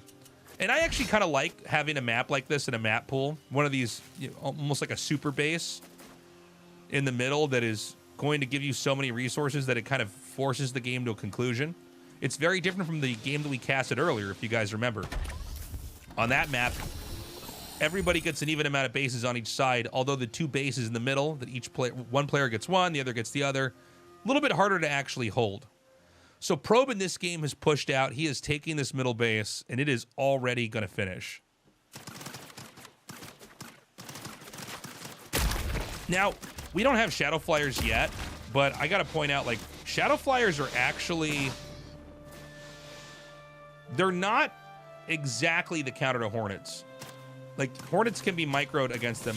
I'm not saying that's fair or unfair, but it seems like if you can control them, you can kite them pretty nicely. So this is going to be the bases taken here. This is a softer play here from Theory. I don't know if Theory knows about the middle. He may suspect it, but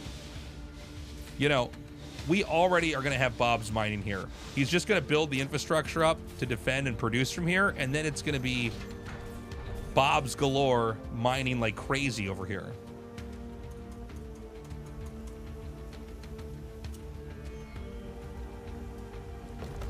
So we're going to see an exterior push here. More imps coming down. I like it. He does not have anything that can tear through the trees just yet, but I can imagine we're close to that. Yeah, I don't like this for Theory, man. This just does not look long-term like it's going to be good. The Vulcans are out, and they're in high numbers, so even though there are Weavers that could pull the Vulcan in, it's actually just one Weaver. It's not going to be enough to deal with just the huge amount. Yo, thank you for the raid, Horse Feed. Appreciate you, man. Welcome, viewers. This is not going to be the amount that can just counter the Vulcans. Now, he's making this wall of towers, of Shroud Stones. And they're not doing anything just yet. This is kind of a weird game. I almost feel like... I almost can't wrap my head around this. Okay, he's going to tear the trees down here. And I guess the idea is that you tear the trees down and then they see all these Shroud Stones.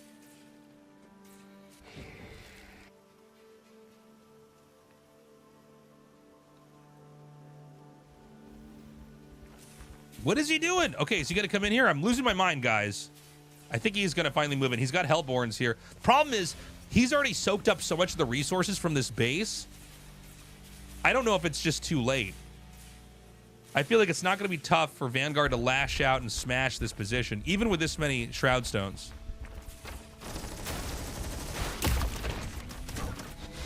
Okay, he's going to move in. These Gaunts can counter the Hornets, but these Vulcans will shred the Gaunts. It's crazy. Wouldn't mind seeing some more Hellborns over here.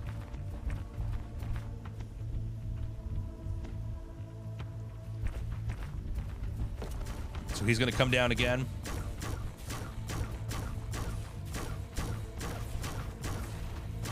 Just sends a couple Gaunts in here onto the side. Again, the thing is, this is still being mined from. So much of the ore can be taken. What's mostly being taken from the top. So we've got another fight coming in.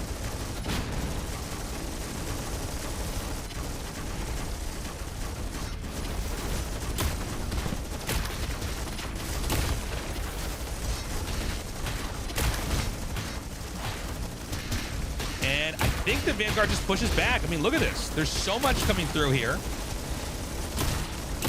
The Vulcans are just doing all the work. I mean, this is insane. Nothing's really able to even survive here. I think there's no way that Theory can win this game. And now that he's lost this game is basically done. Because if you can hold this, you're just going to get the resource boost. You can make Hornets and Vulcans and whatever else you feel like 4 days.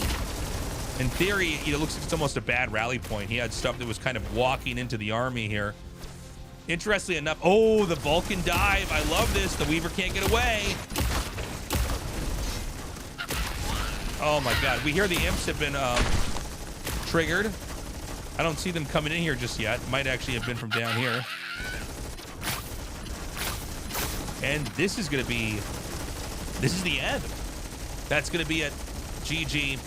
Theory taps out. I don't think the client shows the players saying GG, but that's what happened, chat. That was crazy. So we're tied up 1-1. We're going to go into the final game between these two. Where are my replays? Again, if you like this kind of content, please do like and subscribe. That helps me get this video to more people that are like you. It's all about the algorithm on YouTube. And we're going to go back into this game. If I can get my overlay up here. I did not make a button for this overlay on my Stream Deck. Yeah, leave a comment, subscribe, all that stuff. So, we once again have the same opening. This time it's going to be these structures over here in the front, the vault and the conclave. Instead of being over like this, it does seem like mass dog rushes have become passé for the Infernal, but there were periods where you'd make your buildings close like this just so you could deal with the mass dog. Mass dog is still a very, very important thing to have in Vanguard versus Vanguard.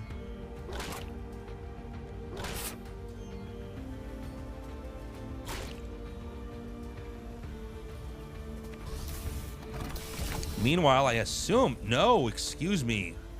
I was about to say we're going to see a fast expand. This time Probe goes for a barracks. Is it going to be for a Lancer? It feels like this is taking a long time. It is. Dogs come out pretty fast. So what exactly is the game plan here? We did see some interesting ideas from Kiwian of double barracks, Lancer pushes, but this is a single barracks. The meat farm is going to come down here. And it's probably going to be time to creep in a second. There is a speed camp really close to your base on this map.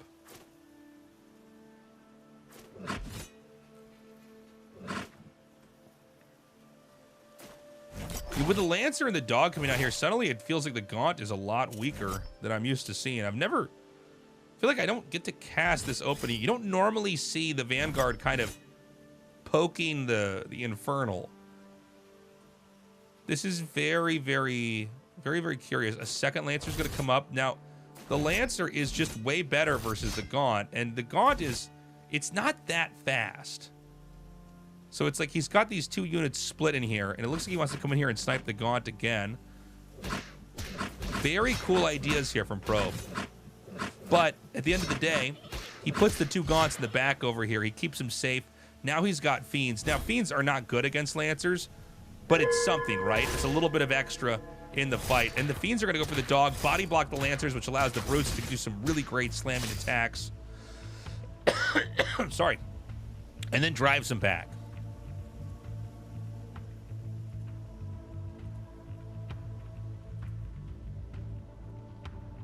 So it's very important here for Theory he doesn't overextend. Both these armies are good, by the way. But there's a very clear Achilles heel here with the Gaunts. If you need to have enough Brutes to kind of dictate the setup and the pacing. It's also important for Probe. He does not want to lose any Lancers. Not just because you never want to lose any units in an RTS game, but because if he loses one Lancer, it's going to spawn a Fiend. Things can get out of hand very quickly. It makes for a very delicate early game in a situation like this on both sides. If there's any way he can get the Lancers to plow through here and hit the Gaunts, he's going to get it. We should have the speed upgrade on the way here if he has the tech structure. He doesn't actually have the tech structure for it. I'm sorry. I just made that up. So it should be a little bit easier to roam here from Theory. By the way, Theory does not have a base. One would imagine that you would just have taken, like, you know, one of these bases over here. Never happened. And so Theory is in a bit of a sticky situation. He has to basically do damage now. Or all Probe has to do is stay back and defend, and he's going to win the game. It's that simple. When it's one base versus two base, as far as I can tell in this matchup, that's really what it's about. And now he's going to be able to move by. You can see there's the ramp over here is pretty far away from this defending turret. So he's going to dive on this barracks. There's a second barracks down here at the bottom right of this. The Lancers are going to come in here. He does get the last Lancer out. He's going to try to surround it. He does surround it. Beautifully done. This Lancer is 100% going to go down. And that leaves just 4 Lancers back here. Now 3 that he's comfortable pushing with. But the target is going to be these Bobs up here.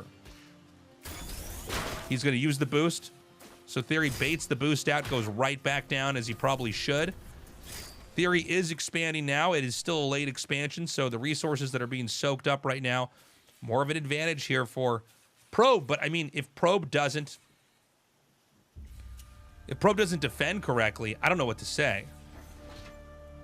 You can't get 2 bases up if you, you know, if you can't protect them. And by the way, there's not a lot of room to build stuff. You can make tech here. He is getting that Lancer upgrade, by the way, down here in the bottom.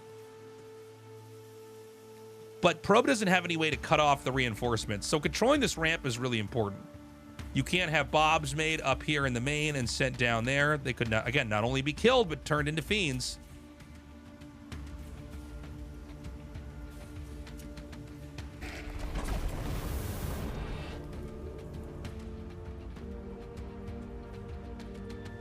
He's set the Lancers down here to go to the heal camp. I like it. Theory is just still roaming.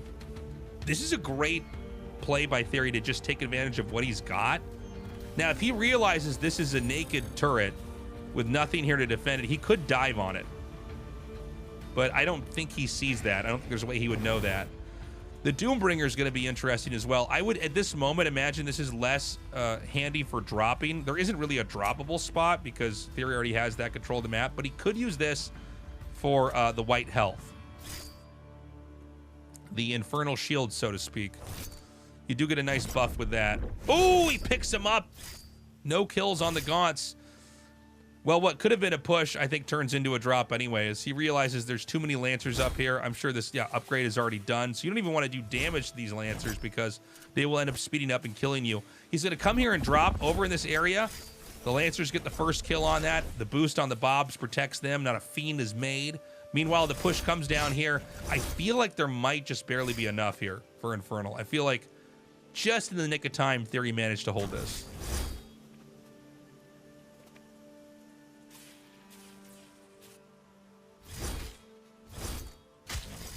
Good move here from Probe. He's going to go right up over here, kill the Moose. Meanwhile, the drops come down. Just doing what he can. It's a tight game, by the way. A very different game from the first two. A really action-packed game. Notice that on this map, it seems like you could slide, these Gaunts kind of back in this position here. It's not easy for the Lancers to get to. You only need a little bit of damage done before you've killed that off. Looks like this Gaunt is going to be left behind. Parting, thank you for the raid. Welcome, viewers. I see you're still on Twitch in Korea, just like me. Welcome, viewers. We're casting a game of Theory versus Probe. And so we've got the first Weaver out in the game. Now, I think if you're going to grab a unit, you want to get this one over here with a little V. This is showing that it's actually leveled up. Can a Weaver go inside of a Doombringer? I actually don't know. Feels like it wouldn't fit in there. I'd have to get into fetal position. But I was just wondering, maybe you could use Doombringers to drop Weavers. Anyways, a push comes in. It can. Thank you, chat. Another big attack over here. It does feel like, you know, these Lancers, you really got to respect how strong they are. If you can't start to wipe them out quickly and snowball that damage. Oh, great control here from Probe. He backs up. Imps are baited out, and they're not going to do anything.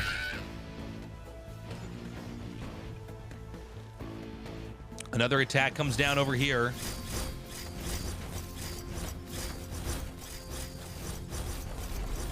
And this is pretty wild, man. I don't think that Theory can hold this base. By the way, there is a base up here at the top. So right now, I mean, it's Vanguard's basically staying ahead in the base game. We've got more Imps that are going to be triggered over here. But again, the Imp is basically, besides the Weaver, the slowest thing that you've got in the game. It's an interesting feature I kind of like. I think they would be crazy good if you could both, you know, turn them into Banelings and they were fast. Meanwhile, a little bit of Fiend harass here. Kind of using these Fiends like they're Zerglings, going around hitting whatever he can. It's pretty sparse defense over here for Probe. You know, sometimes the best defense is just a good offense, but Fiends can exploit that. He tried to cast a Mass Infestor. It seems like a little bit of an impulsive move from Theory. I guess if the Lancers weren't back here, this would have been a great way to snowball the damage at the base. But remember, that Animus is a resource of its own. It's something I'm still not quite used to as a caster, but like if you use those Animus abilities and you don't get anything from them, that's a problem too. So this base, this is a high-risk, high-reward base. 2 Luminite thingamajigs here. But I don't know if this is going to get scouted.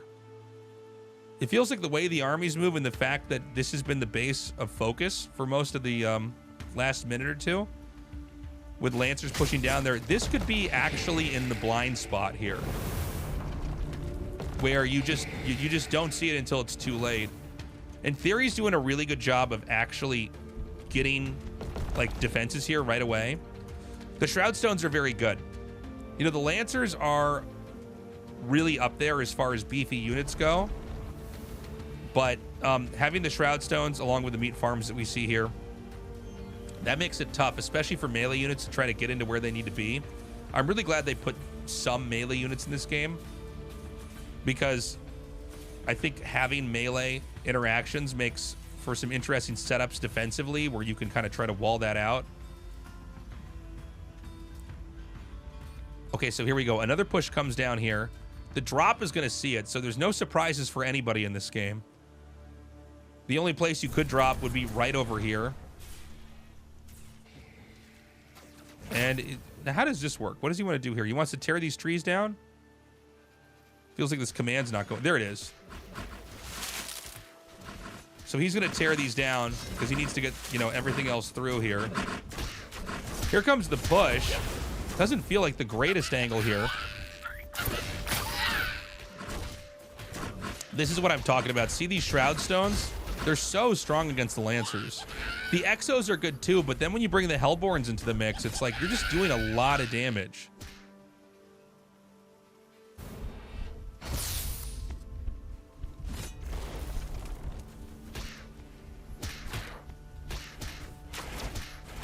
So the big story really is this base. It's not one that's getting a lot of attention. And I think we've all played an RTS game where we find out there's a base somewhere minutes and minutes after it's been taken. And I think this is a lack of map awareness here from Probe. Doesn't mean he's going to lose, but it does. It's a problem, man. It's an issue.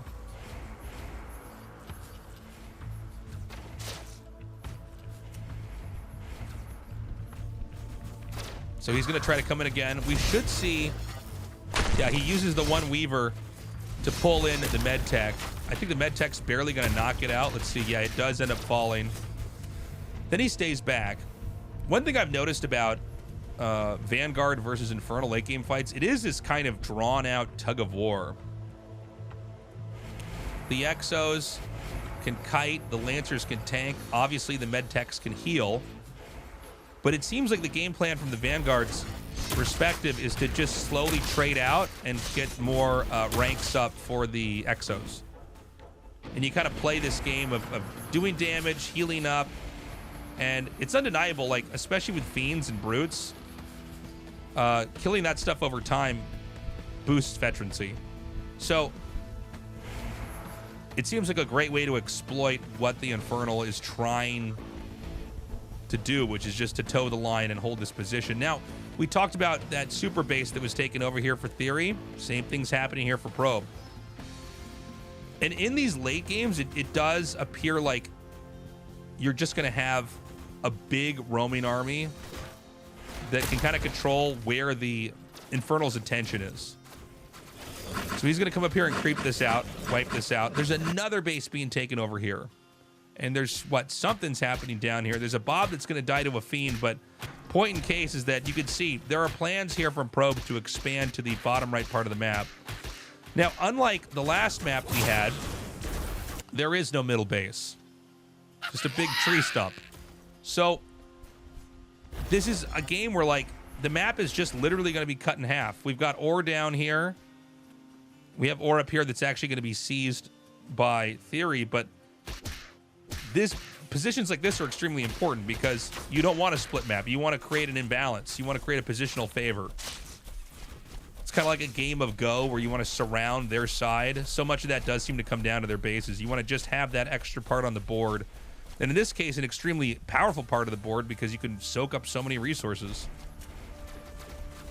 So we see another push out here. This seems like maybe it's almost too deep, considering that we don't have all of the map controlled right now on that side of on the right side here for Pro, but let's see what he can get done. Now look at this. He's slowly killing off these brutes. Brutes, I guess we're gonna have some imps killed here. The imps are gonna get triggered. The exos are gonna run back. Oh! He's got that classic StarCraft 2, early Legacy of the Void, siege tank, dropship combination going.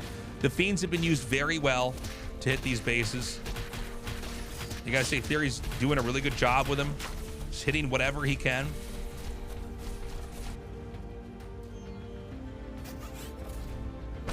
Takes out the farm. The Fiends come in here and confirm the bottom right base is not being taken. So Theory's in pretty good shape. This map, by the way, it has this big divide through the middle here. You can see there's basically 3 lanes. Like, it's almost like a little bit of a little mini League of Legends map or a Dota map where there's this 3-lane highway here. And then it's like really long travel distance to get around. So this is a funny map. You can tear the trees down, obviously, but without that, you basically have this weird... it's kind of like when you see the middle of a giant part of a highway where it branches off. There's this weird intersection where everything has to kind of collide unless you physically rip open these other parts of the map. And so the Vanguard play here is to basically just dominate that.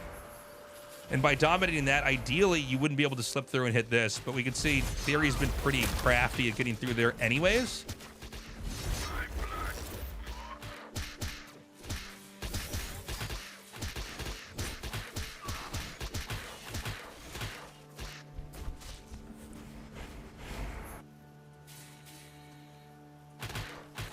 So the Bobs, I mean, they've been triggered to try to take this fight here. Ooh, nice shot there from the Atlas. That is really far range, by the way.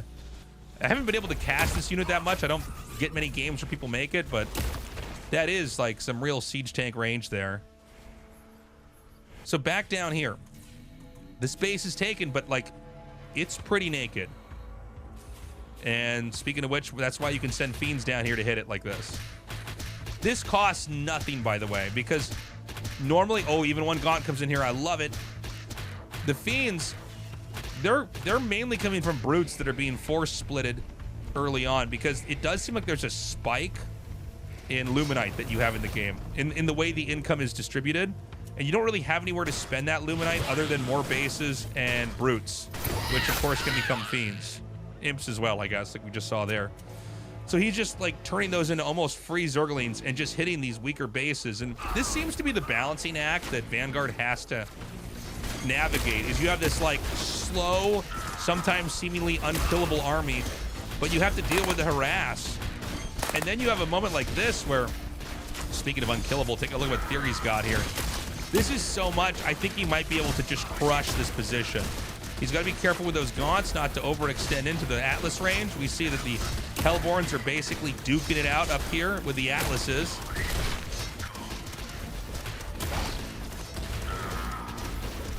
Yeah, this might be the tipping point here. There is a... Oh, I'm sorry. These are just Bobs that try to expand over here.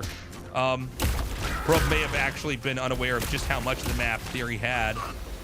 And Theory seems like he can basically just lean on this spot over here.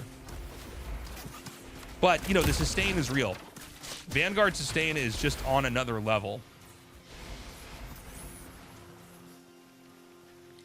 So, Theory wants to just perch up over here and keep shelling this spot. The Hornet's a threat. It's not a big deal. In case you're wondering, oh, Hellborns cannot hit air. Looks like they would, but they can't.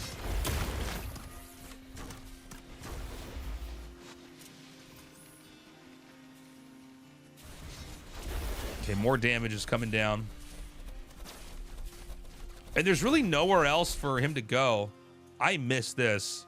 I think that was from an imp drop earlier, but something must have happened here again. One worker's not enough. So this is an easy point to focus on, but the truth is there's actually only 2 bases here for Probe. Probe is actually in shambles now that we really explore the map, and that's going to be a GG. Great game. Good map control here from Theory. I think, you know, we can look at that push there in the end, which closes it out, but really I think it was splitting the brutes into fiends and just forking them out on the map, doing damage, using the imps to kill the workers. That was fun. So thank you so much for watching that. Please leave a comment, like, subscribe. See the shirt I got on? EPM? See that? You can get that at my shop, along with a bunch of other cool stuff. It's tastelessthreads.com. I'm sure you'll find something that you'll like there. And you can always join me on my Twitch channel, where I cast these games live with my community. Have a good day. Thank you so much for watching. Bye-bye. Giving him kisses, chat. Giving him kisses. That's the competitive environment we're in.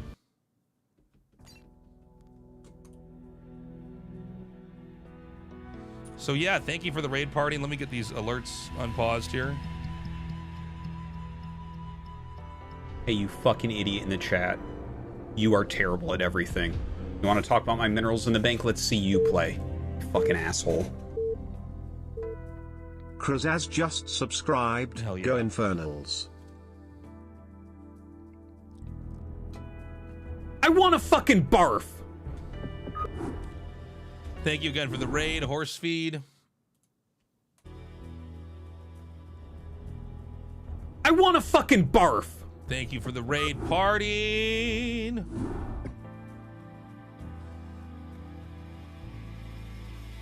Uh-oh, Gauntlet Wizard with the sub These love. links wouldn't be in my base if those hadn't fucking glitched on the fridge.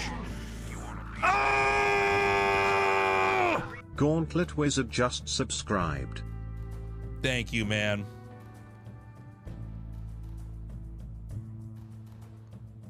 When will RTS do a crossover stream with me and do live StarCraft Rage?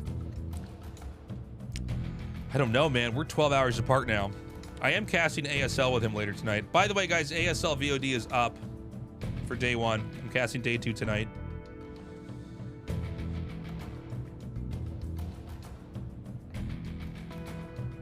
The 9 boys are still around. We're still kicking it. So I am really sick today, guys. I've been sick for a couple days. Haven't been able to stream.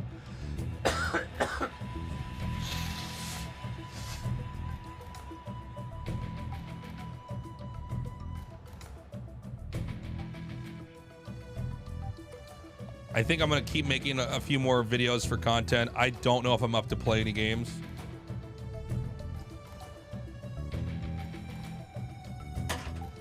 By the way, Parting was streaming on Twitch. Remember when everybody said you couldn't stream anymore in Korea? Remember that? Except for who? Me. I said that. Fucking Hacker Man Tasteless figured it out.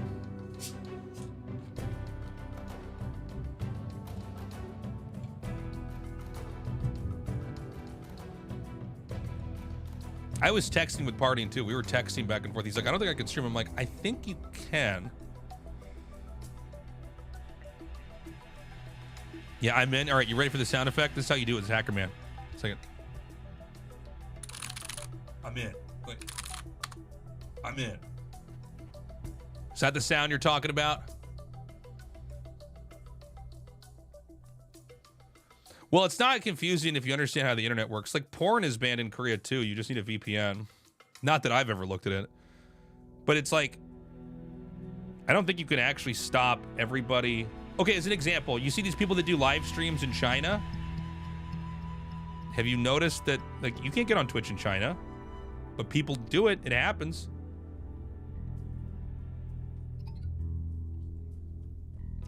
So here's what it means. I am actually going to make a video about this later.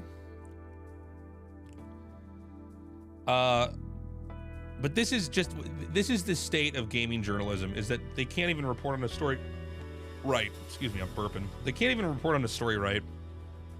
I have for the last 6 weeks done nothing but explain to people that I should be able to still stream in Korea. So, what that actually meant, and please tell other people this because this is like, I am exhausted talking about this. You cannot have your Korean bank account hooked up to Twitch. So if I want to use like my Cookman bank card or, you know, my Shinhan Korean bank card, I can't sub. I can't sub. I also can't be paid by Twitch into a Korean bank. That infrastructure's gone. Pickle's up here. He knows we're streaming. That's it. They can't make it so that you can never, I don't know. I mean, they can't be like, it's illegal. I mean, unless something crazy happens, like those offices are gone. Those services are not here. But here's the thing, guys. I have an American bank account. I'm American partnered. So you can still sub. Everything's fine.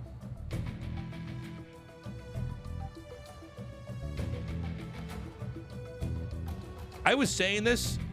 I was explaining this to so many people, not just on Twitch. I mean, in real life, I had people emailing me. I had people texting me. I'm like, no, it's okay. I think I can do this. I started to think that maybe I'm crazy and I'm the guy that doesn't get it. Maybe I don't know what's going on.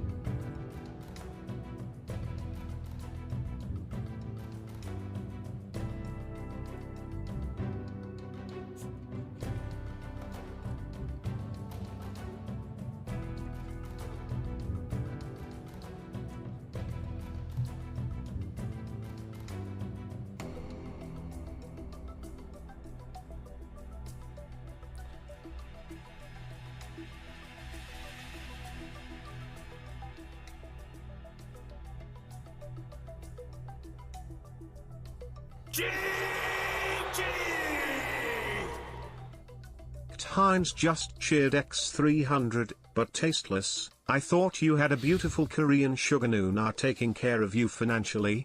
You should be fine even without Twitch money. Anyways, I posted a meme dump to the Brood War Reddit that I think you may appreciate. A meme dump to the Brood War Reddit? You want me to react to it?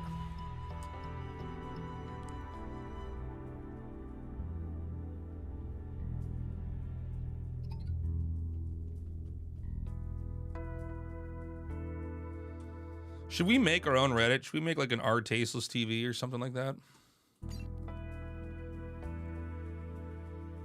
I played Ryu. Or should we just use our Discord? I played some DJ, a little bit of Cammy, and then I eventually switched to Blanca because all Tasteless did was fucking cheese me with Blanca, and I got sick of it. Gauntlet, thank you, dude. I'm sure our Tasteless is already... Yeah, Reddit's kind of going down. We could maybe just use the Discord. I feel like there's a certain percentage of my viewership that would just still use Reddit. Reddit's kind of like an old platform now, but... Yeah, I remember Dig. Reddit was always kind of shit. The StarCraft Reddit was like fucking so bad. Oh my god. I mean, I don't really mind people complaining about me, but it's like, Jesus. There was a period where StarCraft Reddit was like so bad. Like everybody hated it. Everybody that worked in the industry hated it, but like read it every day. I just stopped. I'm like, fuck this. Everybody was so mad. It was like just nothing but negativity and being critical of everything. It's like, what is going on? Let me open up the StarCraft Reddit. Is this under our Brood War?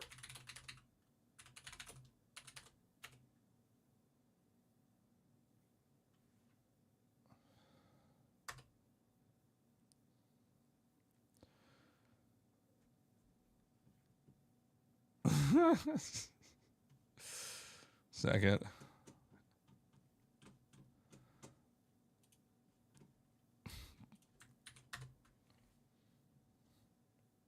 This is pretty good. Second. How long have you been playing Terran? 6 years. So you're a good player? So fucking funny. It's so true, too. This is what I feel like as a Protoss player. It's like, C must be pretty good, right? I'm like, I'm still in B.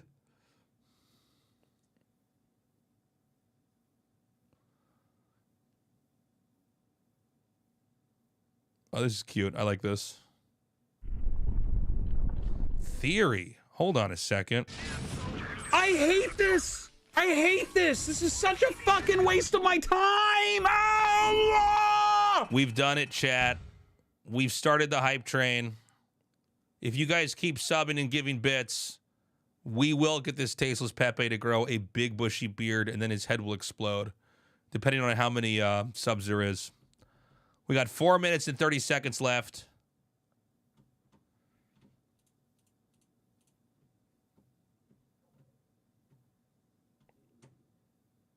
I might need to microwave some food in a second here. I'm getting a little bit hangry. Shit, I just tabbed myself into this thing. Ooh, this one.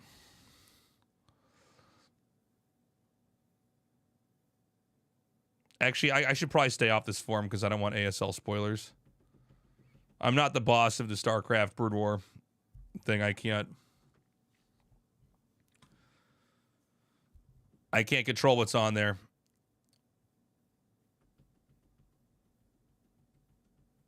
Guys, I'm going to be back in 1 second. Oh, more photos of the Zealot one. Hold on. Okay. Dad, why is my sister's name Rose? Because your mother loves roses. Thanks, Dad. No problem, Terrence.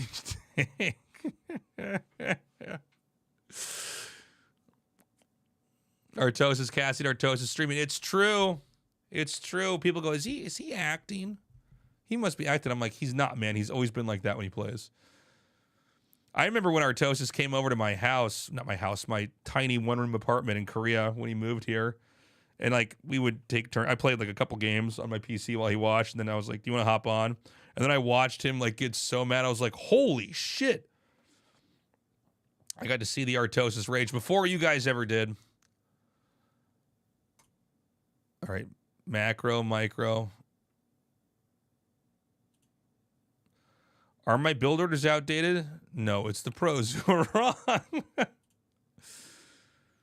I should GG. Float all your buildings to different parts of the map.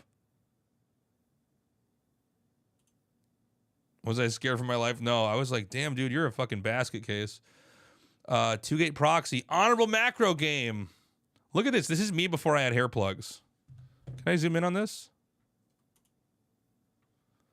You guys know my little beauty secret. This is pre-hair plug tasteless. This was me. This is me looking in the preview monitor and going, I need to get hair plugs up here. That's what I'm thinking. Dan's talking about the game, but I'm like, shit. I got to get on this right now.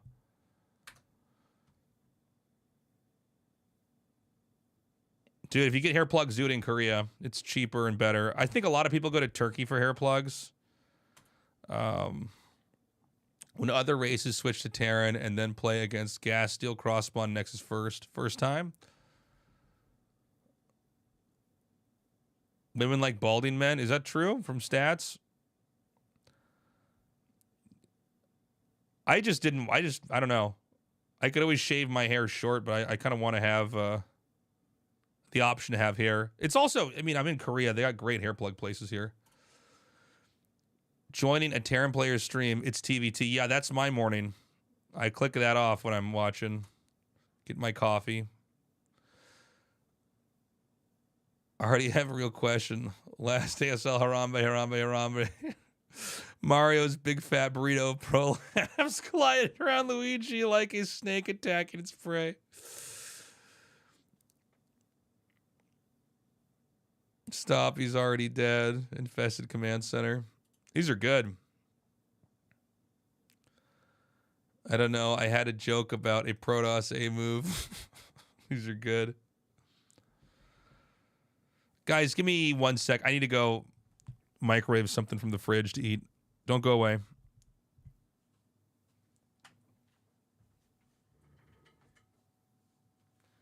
How much time do we have on the hype train, by the way?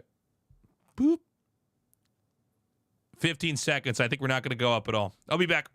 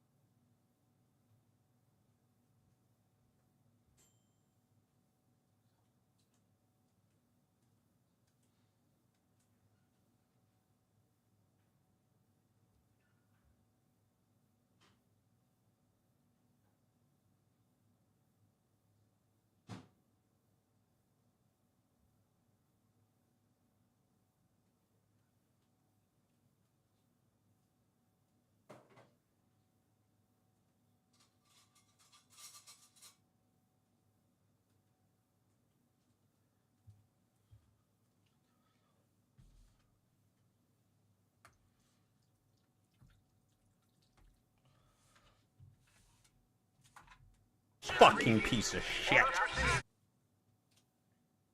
Cephalopod just subscribed. Wow.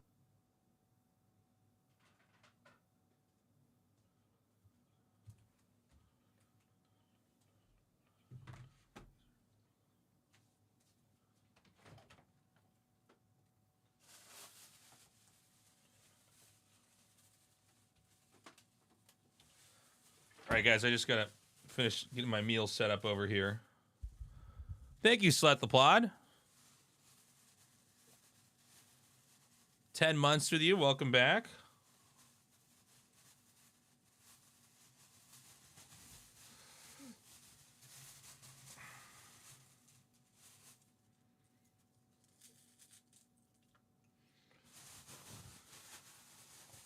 We got to get some green onions here on the mappa tofu. Mappa dubu, as they say in Korean.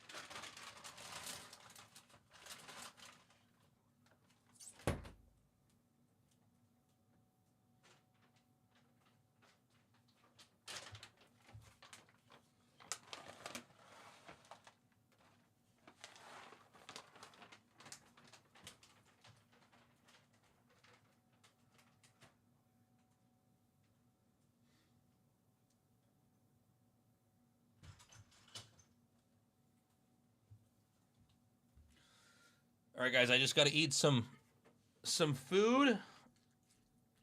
Won't take too long. We'll be back to doing stuff. You are welcome to hang out with me.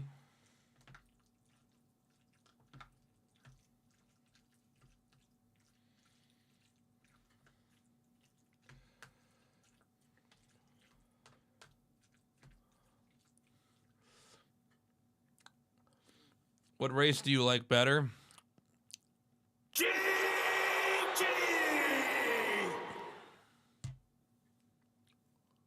Hines just shared X300. Hey Tasteless, I know you have been busy with Stormgate and ASL, but did you see that IGN interview yesterday with one of the lead developers of Zero Space? No. He introduced some of the basic ideas and plans behind the fourth faction, the Dragma.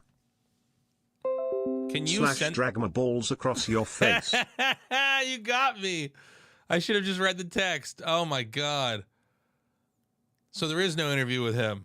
I was literally about to be like, you got to link me to that so I can review it for YouTube. All right, well, drag my balls across your face. You win.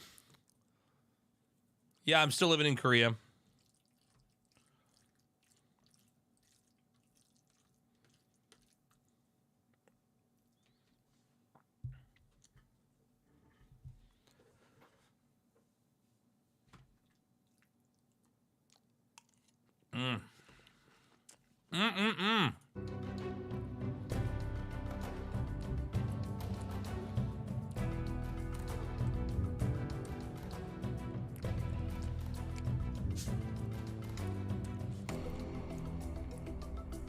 By the way, guys, this is the last day for the HelloFresh sponsorship.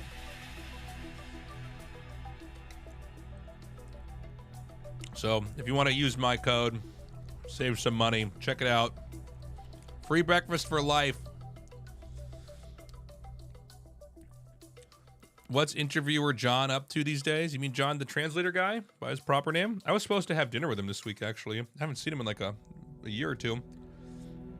But I think he might be too busy. I might have to do it a little bit later.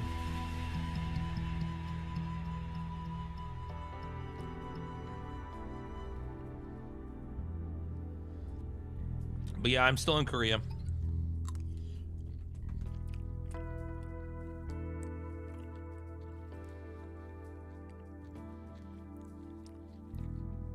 By the way, what was up with that fucking basket case in my chat earlier that was like yelling about Stormgate while I'm trying to cast this for YouTube? Oh my god. Fuck off. It was crazy.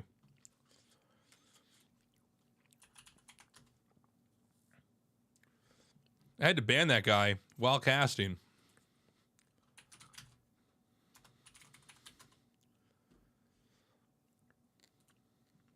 Cast.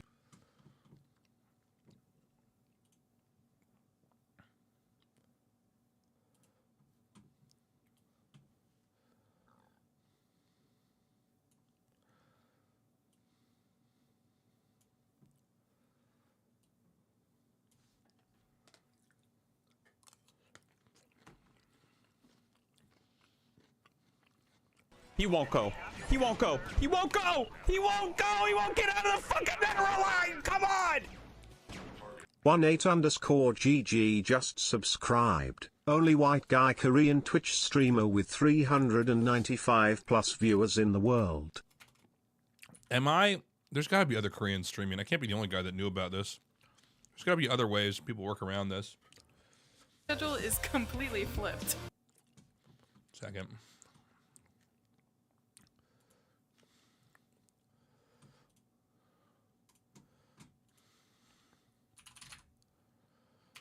You can sort by language, right?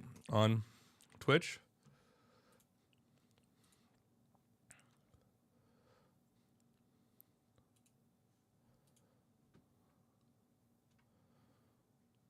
All right.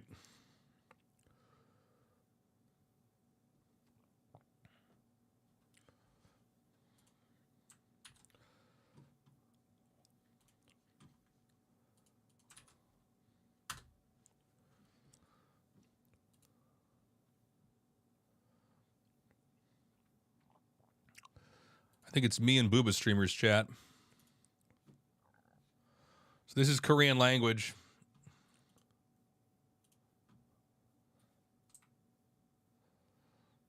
This is my competition now.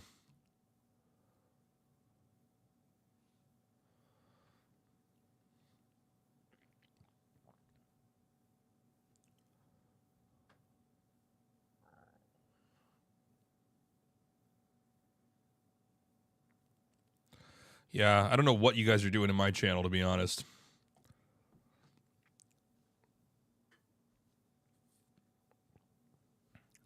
But yeah, I want to see what happens to the income for all these streamers that have to switch. Because I think there's a lot of Korean streamers that do make money from international viewers.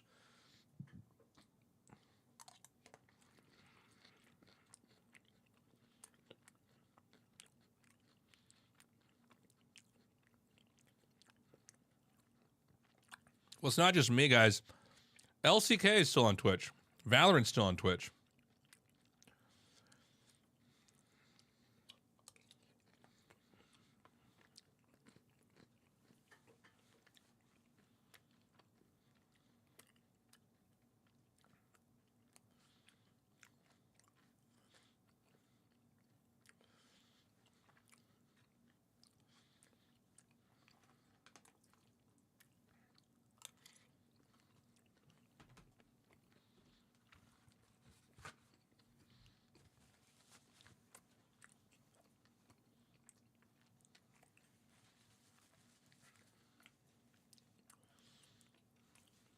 They're on YouTube, Fly. I'm having Mappa Tofu drip.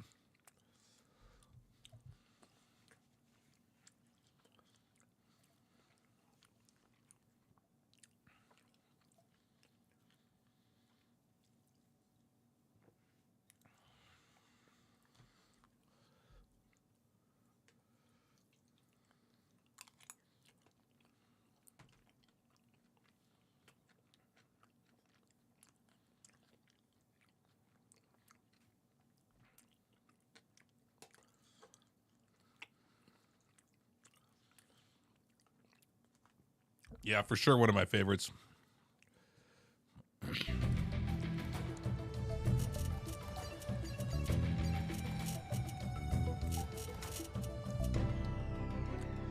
Oh yeah, Korean fried chicken and beer is great. There's a lot of different kinds you can get too.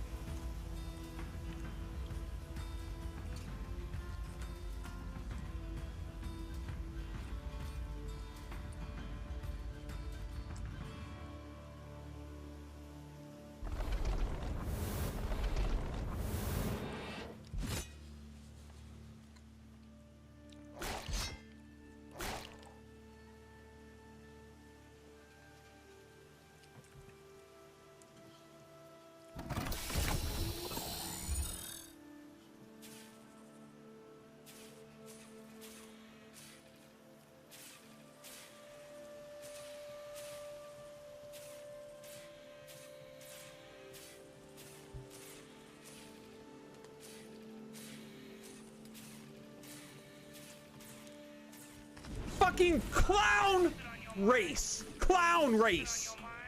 Thank you. Is TTS going to work? Real talk, how much are hair plugs? Asking for a friend. It depends on how many you need. So I was balding from a little bit from the back towards the front. It was thinning out. I think I spent like 9K. I got the maximum amount of hair plugs. Well, no, 9K is not in USD. Maybe a little bit less because the won's a little bit weaker than the dollar. Like 7K, 8K, something like that. It was an 11-hour surgery. They take the hair on the back of your head. Those hair, the hair on the back of your head is genetically coded to not die, or not die as early as the hair on the top of your head. So they shave all your hair off, and then they take those out of the back, and they make micro incisions on the top of your head, and then they repopulate the top of your head with the hair that's from the back of your head. And nobody can really tell looking at the back of your head. There might be like some scars for me on there, but nothing obvious. You just have your hair not short on the back of your head, and you're usually good.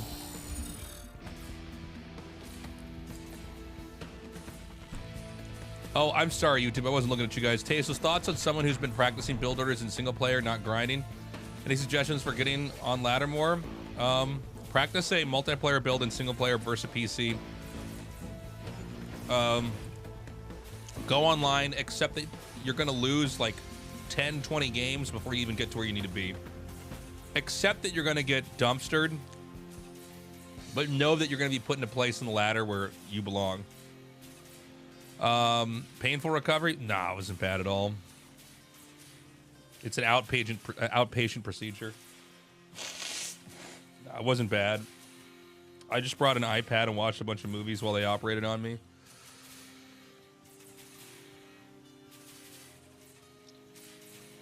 Is it ever too late to have the surgery? The sooner you get a hair plug surgery, the better, usually.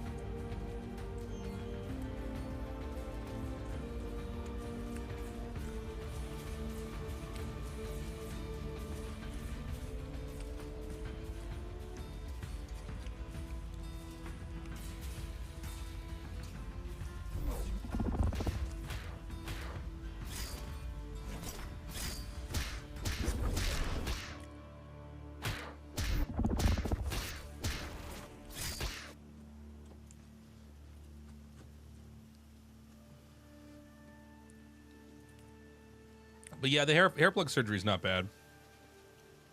I'd recommend it to anybody that wants it.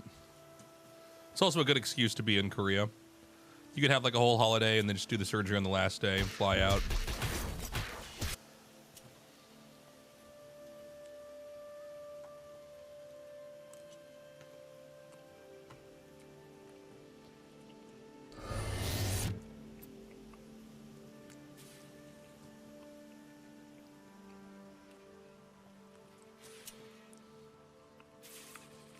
There's recovery time. I think you can't have any alcohol for like 2 weeks or something.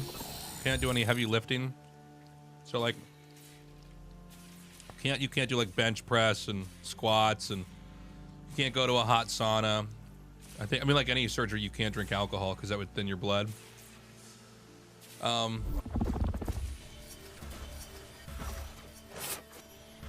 I mean, I don't think it's you know, particularly bad.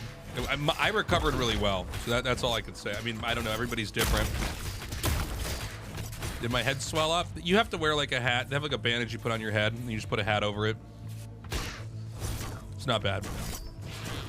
Truly, it's not bad. I've actually had several surgeries in my life, and I could tell you this was like probably the smoothest. Also, they numb your head. You can't really feel what they're doing, you know. Also, I don't know, like the top of my head, that's like not a scary part to be operated on. You know what I mean?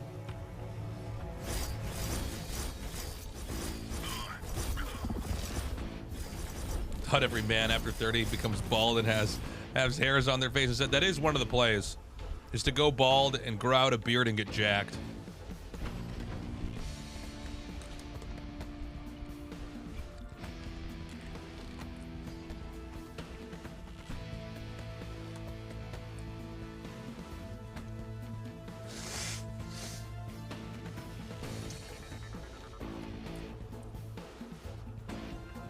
Cost out here probably under $10,000.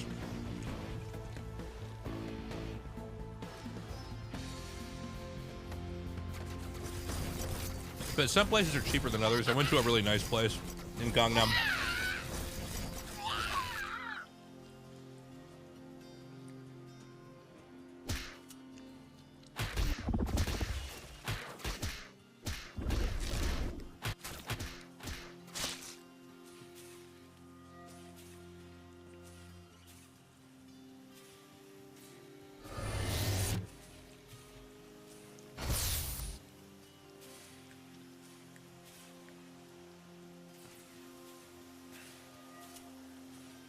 How long ago did I get it? Oh, a long time ago. 7 years ago? Something like that. 6 years ago? Pretty long ago, man.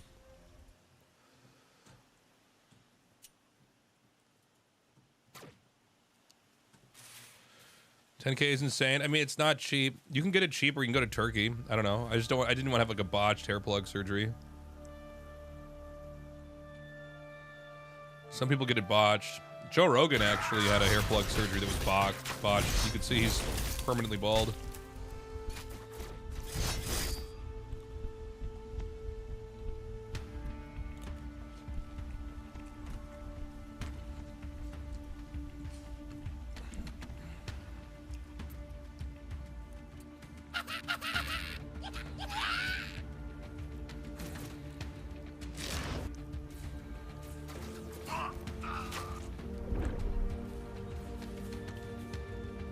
Yeah, there are better techniques now. I mean, I got mine a long time ago. It might be cheaper, guys. I don't know.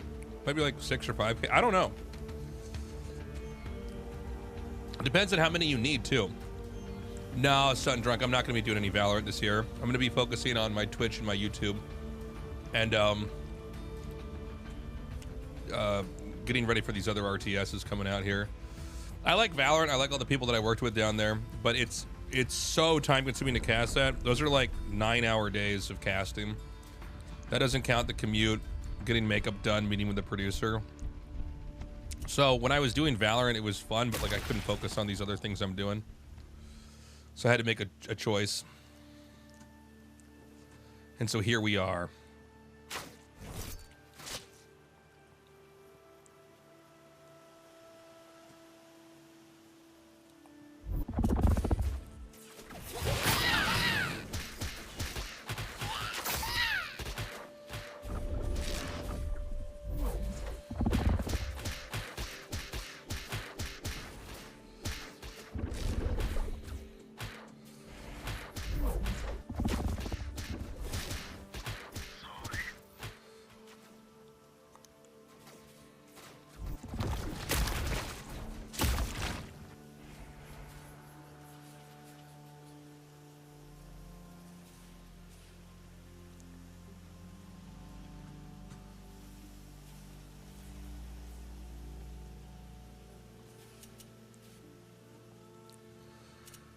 I might do 1 or 2 more analysis videos. I'm still eating my food. But I'm wondering if I should go back to Brood War or if we should play Stormgate. What do you guys think? I might not. I don't even know how long I can stream. I'm still really sick, and I got to do GSL tomorrow and ASL tonight, so I might rest. But I'm gonna see how I'm doing after the food.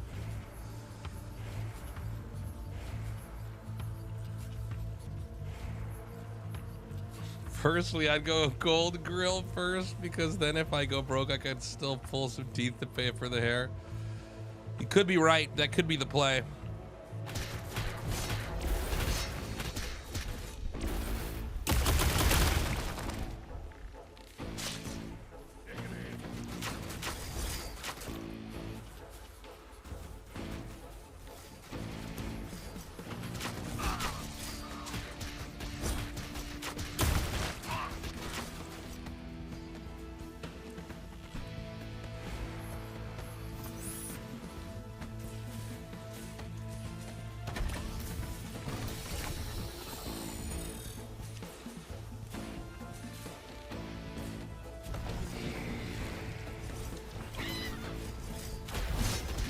Storm Bloop.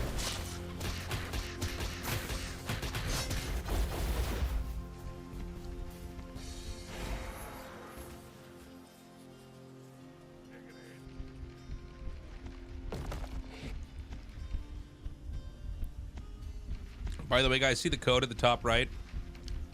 If you scan that, get to level 5, that supports the channel. Can you believe how many sponsors we've had for this channel this month, by the way? Holy shit. We had 5 sponsors this month. That's crazy. 2 phone games.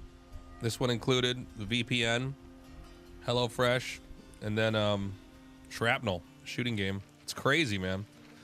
There was a couple months back we just didn't have any sponsors. I was like, shit, man, is Twitch and is streaming still okay? Because if you're gonna make this into a business, you got to have sponsors for the stream. But it's wild.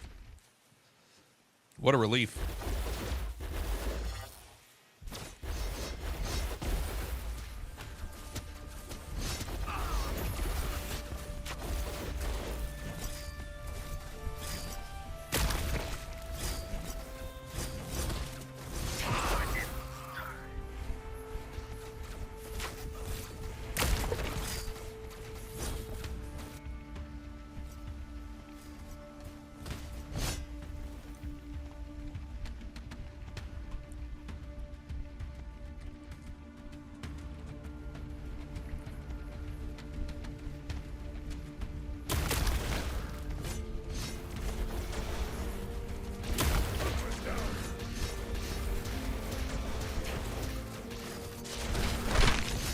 Alan Wake might be a good choice here if I'm still sick like this.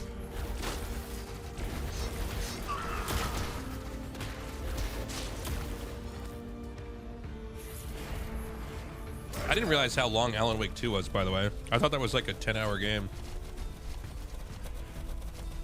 It's like a 23-hour game or something. I am Frosty. I'm a hacker, man.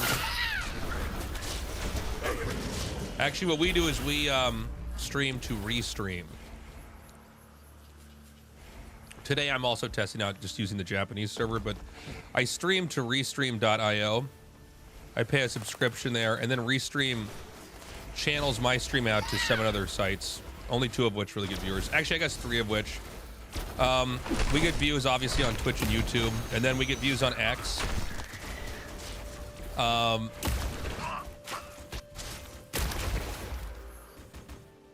I streamed to Trovo, to fucking nobody. Kick, I mean, it's virtually nobody.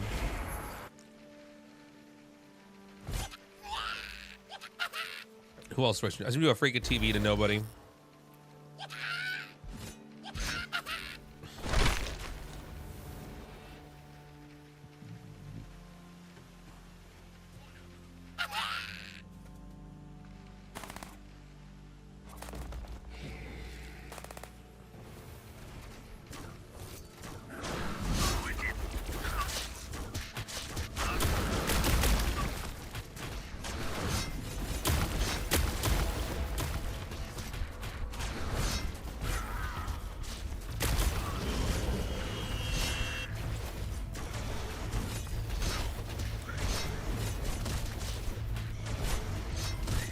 Which StarCraft player is the most popular on Africa TV? If you go to Team Liquid, anytime, look on the right side bar.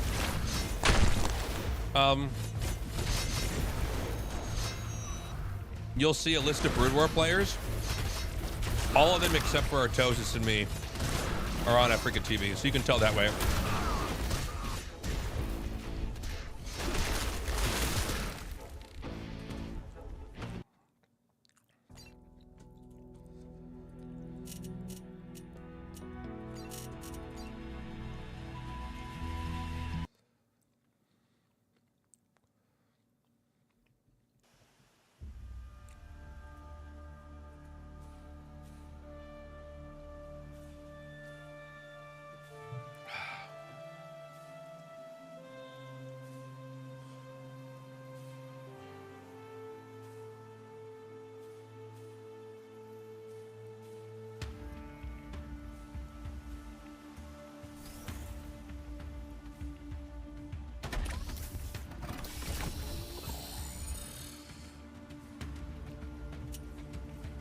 Yeah, Frosty, I'm glad I'm still here too. I just, you know, again, I can't believe everybody got the story wrong. I mean, the way this was reported on, like it's impossible to stream in Korea. It's crazy to me.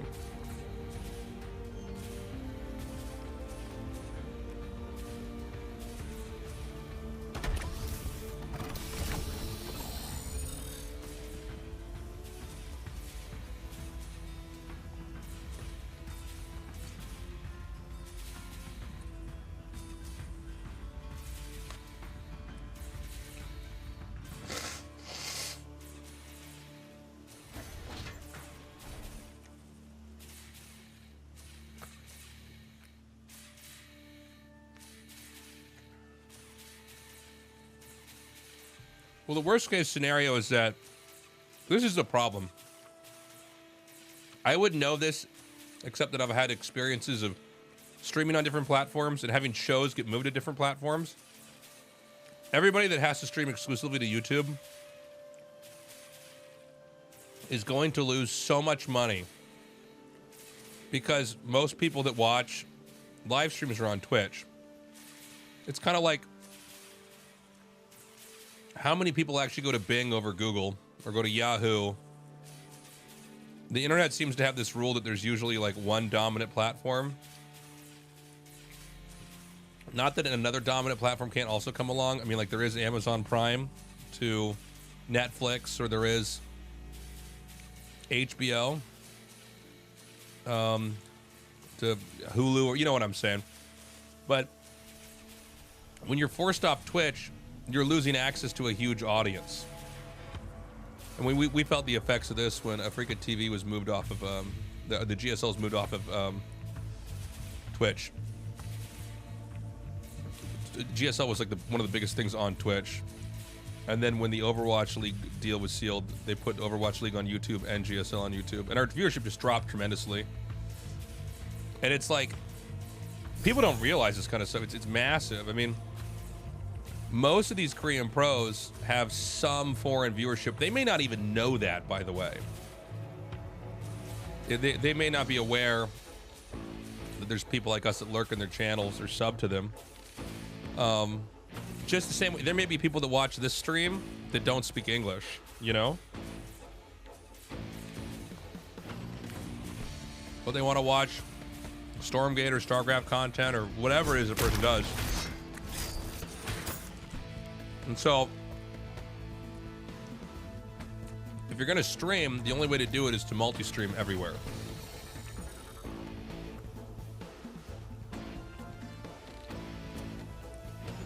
So, you're going to have a loss in financial support from viewers because there's just less people there. And then the scary part is that you get a loss in overall viewership. And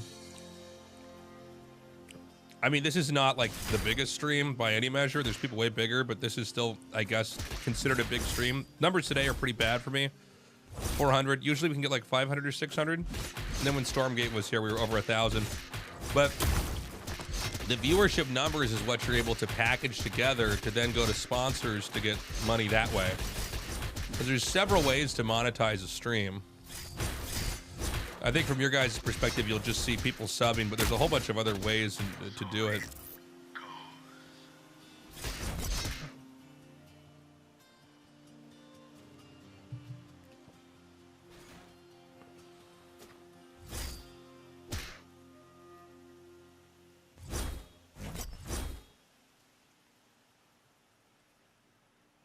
Yeah, the network effect. Yeah, that's 100% what it is.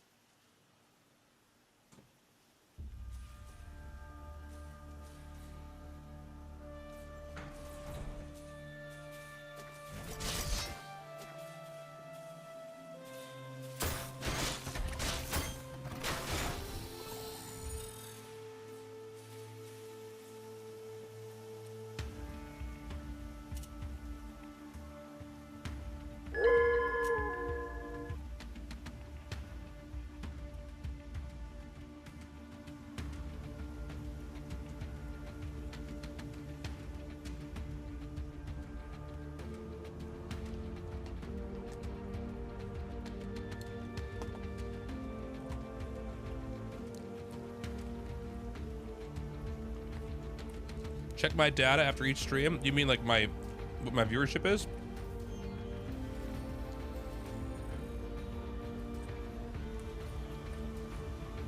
Yeah, Stream Elements will break it down for me. I don't necessarily go through it that much. I mean, you can kind of get a read on what viewership's like. Sorry, after just kind of paying attention to what games you play, what gets traction, what doesn't.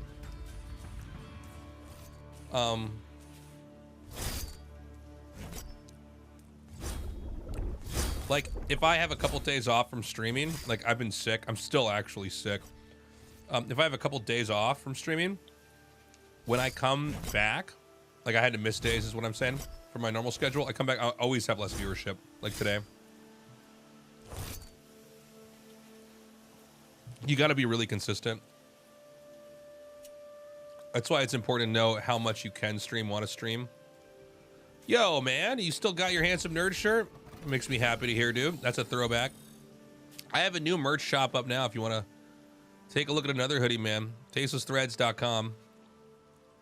Do I need to pitch sponsors or do I have representation? So I had some bad experiences with being exclusive to agencies in the past. What I do is Stream Elements, which is the software I use. If you have enough viewers, they'll like pitch. It's like a automated program, but they'll pitch sponsors to you that you can pick and choose.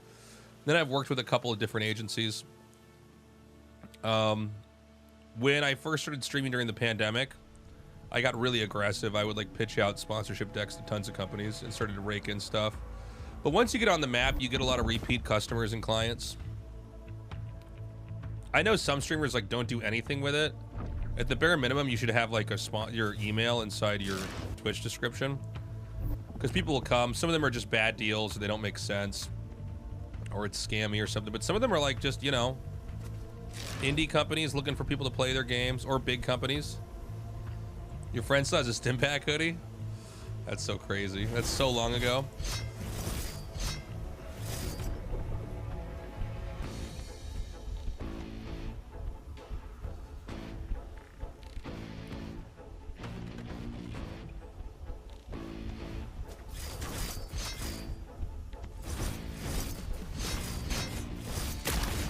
That was through Stream Elements and Ventinator. I get contacted for HelloFresh deals by lots of different agencies. Some are way better than others. It's really easy to parse out which agencies are more honest, because they're it's almost always the same deal on their end, but then they're offering different amounts of money. So you can figure out which one's the better one and go with it. Raid Shadow Legends, dude, I'm sure we're gonna do another Raid Shadow Legends. I'm sure. My favorite is when I do like one of these sponsored streams and someone comes through here and it's like, what the fuck is this? What's going on? This isn't StarCraft. I'm like, yeah, it's a sponsored stream. They're like, what the fuck? Why are you doing this, Tasteless?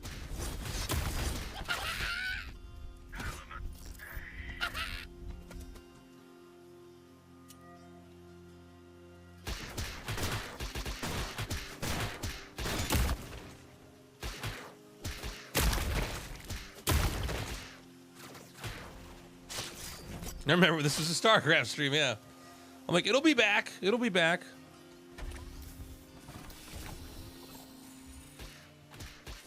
Do you like work for money? Yeah, no, it's exactly that. I'm like, people did that with a handsome nerd. Speaking of the handsome nerd, people did the same thing. There's always a weird group of people that seem to like not know what's going on, or like can't think of a gaming and any kind of business-minded thing.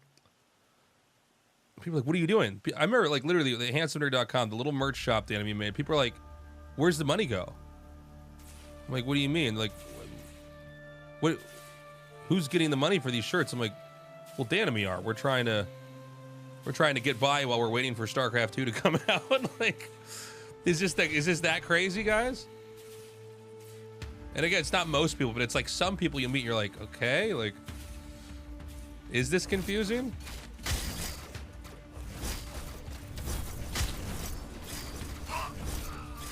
Goodbye, Moose.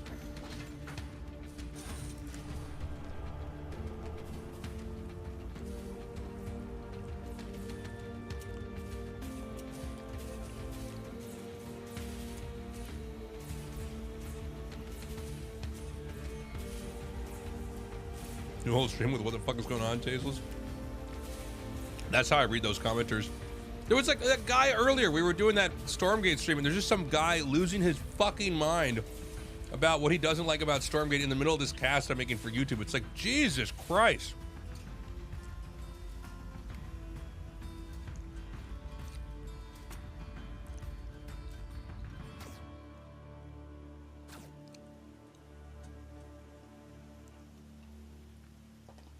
Drip King, he was insane. I had to like tab out and ban him.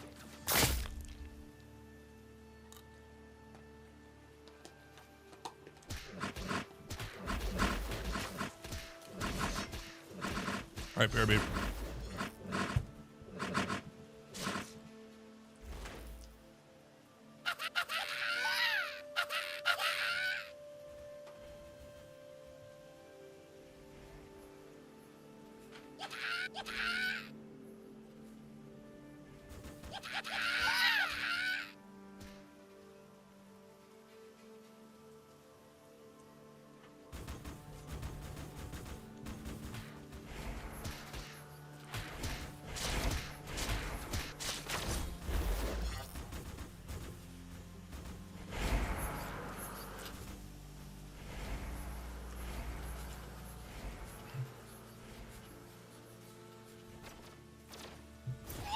Kid Chameleon on Steam. That is tempting.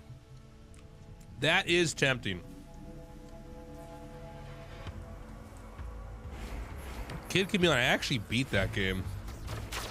Me and one of my college friends, we like went hard into Kid Chameleon. That game is huge, man.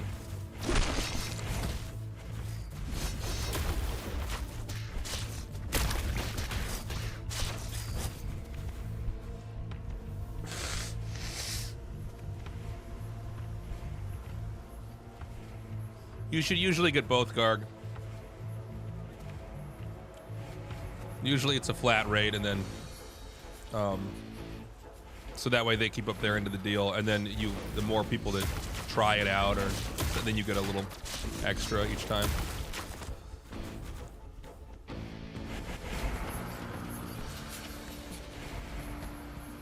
Never got to the end legitimately, dude. Kid Chameleon, like, you have to like actually really map it out in that game. That's like not a game you just fuck around in. That's like several months worth of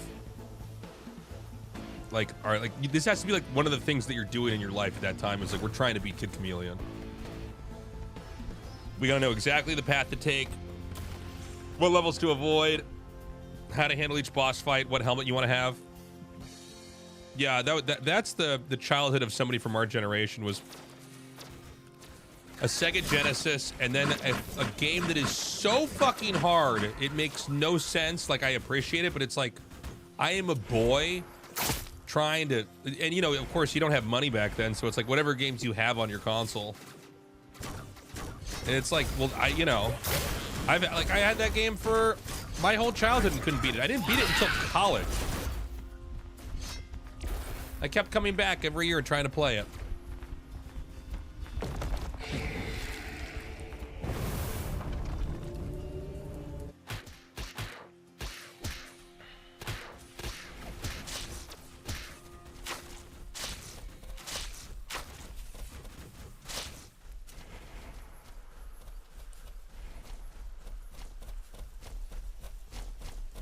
Oh yeah, Final Fantasy VI. I actually played the first Final Fantasy with my friends in elementary school. And I was legit like, this is the greatest game ever. I can't believe this. Me and my 4 friends, we each got to name ourselves a unit. I'm like, this is so cool. I was so into it.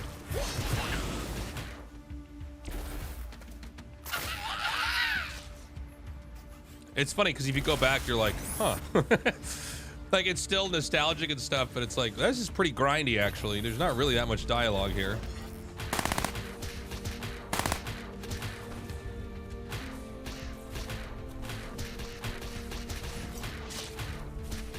Yeah, actually, so I played... I think I might have seen... I think I did play Final Fantasy 1 first. And then I was at my brother's... No, my friend's...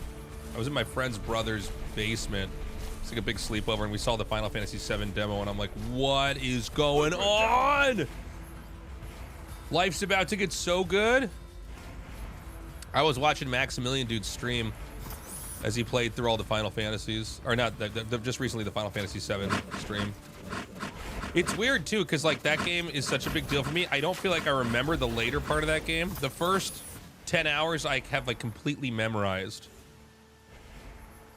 But I feel like I don't remember the later part as much. So it was interesting to watch the game get beaten again.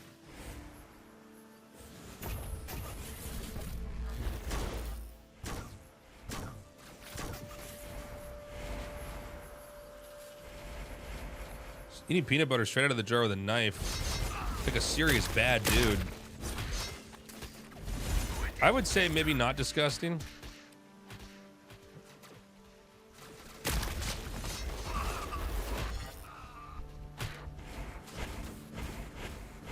Oh yeah, emerald weapon.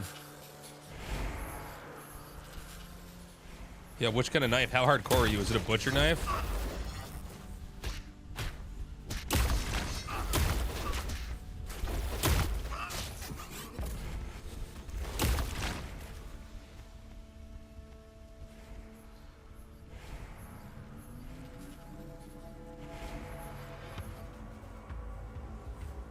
Full Pepega run.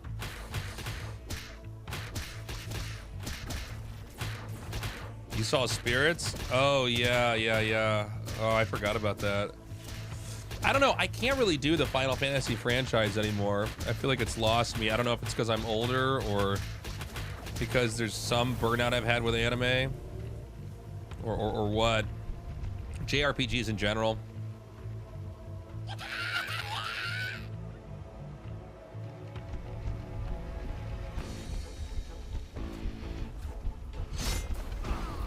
Yeah, the writing's not as good. It's I don't know. Yeah, it doesn't work with me as well.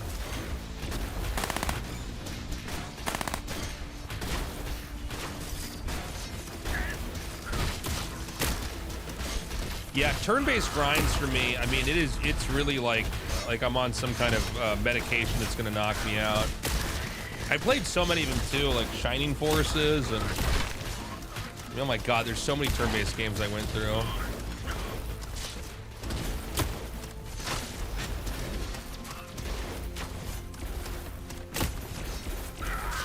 Jeff was really into XCOM, doing the hardcore playthrough. He kept trying to get me to play that.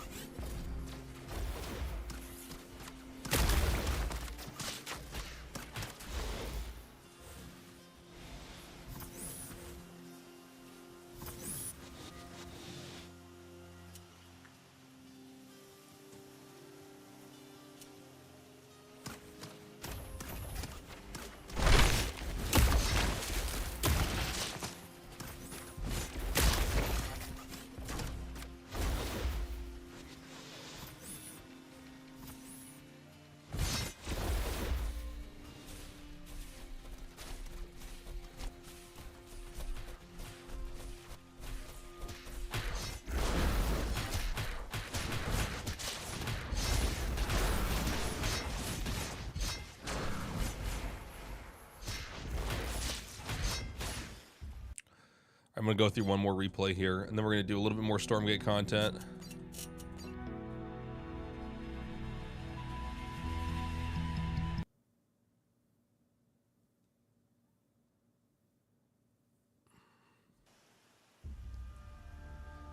Yeah, a lot of those really old games are really special to look back on.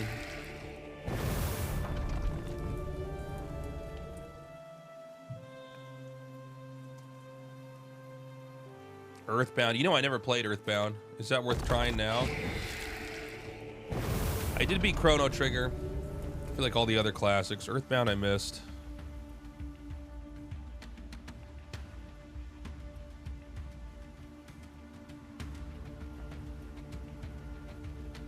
How long would that take to play through Earthbound? That's the other issue, is like time's not always on my side.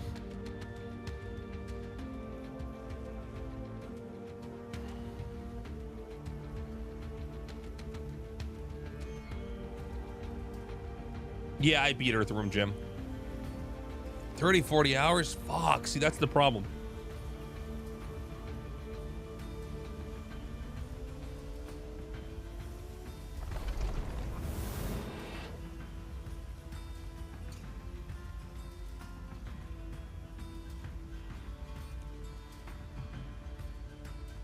This is Probe versus Theory.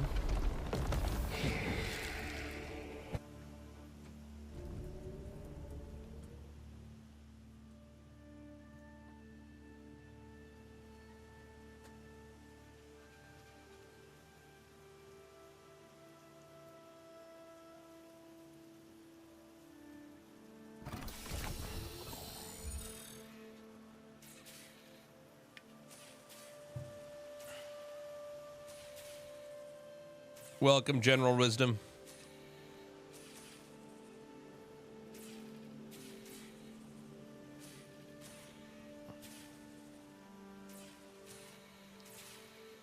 K Chinese food or K Japanese food? I think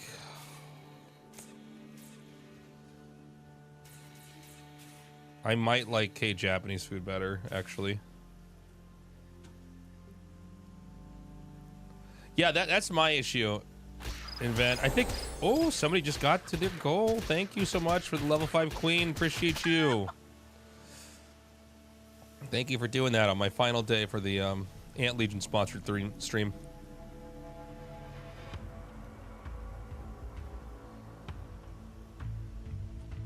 Yeah, I guess the issue is if you're into a multiplayer game, like that kind of lifestyle, like whether it's like Stormgate or StarCraft or, you know, Valorant, whatever it is, like it's just, there's a certain amount of time that and commitment and study, like you do have to be a bit of a student of the game.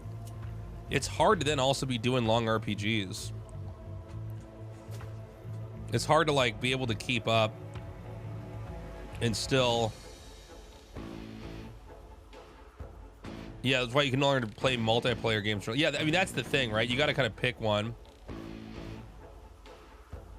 I'm lucky because I can stream here and kind of get my multiplayer fix and some of my single player fix out of the way, but I'm very, very lucky. Also, there's so many games out now, it's fucking crazy, man.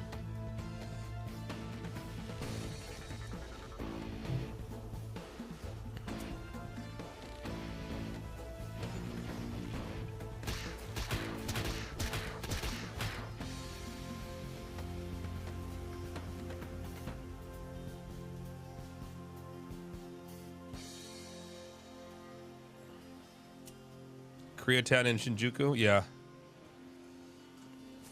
Last time I was at Tokyo, I stayed in Shibuya. No, that's not true. I stayed in Ginza, I think, last time, because that was near where Evo was.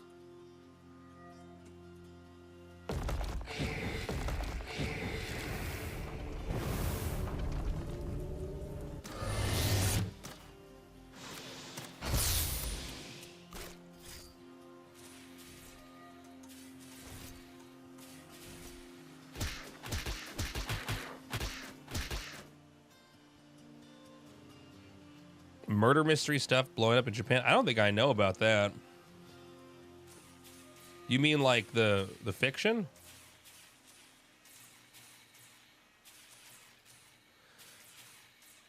Yeah, Khalito, I get what you're saying. I guess, you know, when I was a kid, it was an incredible way to spend my time. You know, when you're a kid, you don't have, I mean, yeah, you can go outside and play and you can go see your friends, but you don't have any responsibilities. You're not somebody who's old enough to drink or party yet. You know what I mean? So it's like you have this time, and it's like, I think as a kid, it's really therapeutic to kind of like play a cozy story with all the JRPG art and sound. But yeah, I mean, I always did story games and competitive games. Damn tassels. He's so hot right now. Oh my god, thank you for the merch purchase, whoever you are. 2 items sold to GG Nori. Less than 3 just purchased Knorr and 1 other item. Oh, it's less than 3 who bought it. Whoever it is, thank you.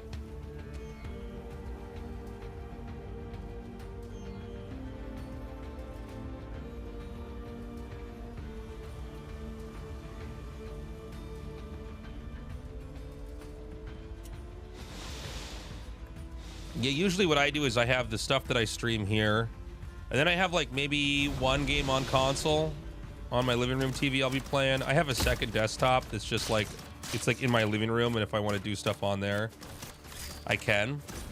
And like I'm playing that game my brother streams, Stasis Bone Totem. I know it was a hard. I know what less than 3 is.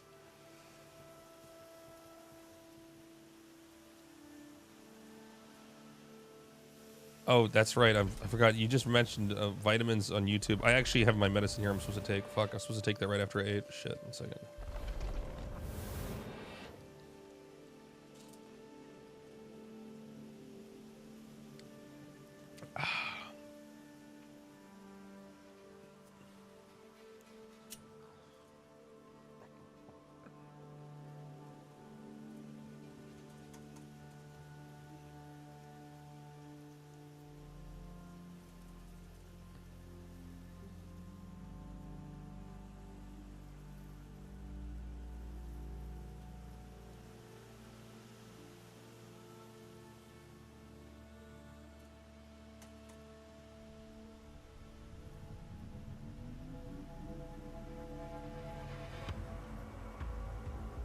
Queen level 5 gang.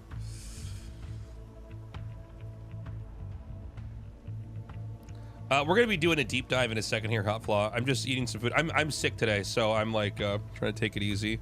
I was actually going to not stream today, but I'm too behind on my YouTube content. So we're gonna do some analysis of Theory. He gave me some. I asked Theory to give me a build. It's not in this game, by the way. I casted this earlier. I'm just rewatching it. I said give me like a really straightforward macro build for Infernal versus Infernal, and Infernal versus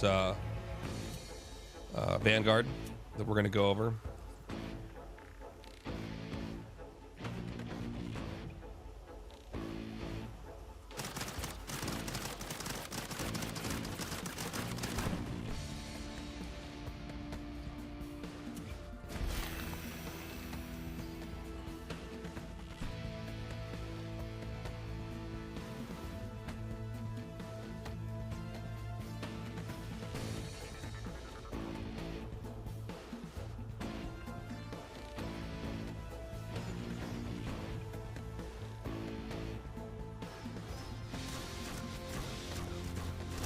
Baldur's Gate. So I'm like a quarter of the way through the first chapter in Baldur's Gate.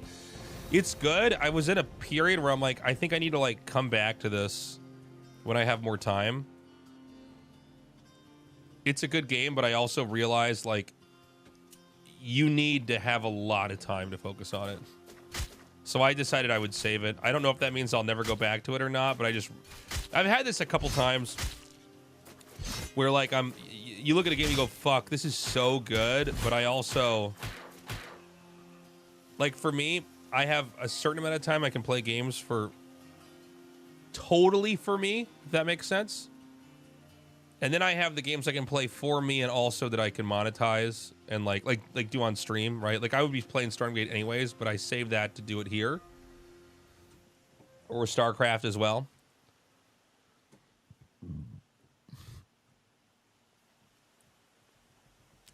But Baldur's Gate, I got far. It's good. It's really fucking good. It's great. It reminds me of the old Fallout games, like Fallout 1 and 2. But I just looked at it and I'm like, okay, I got to come back to this.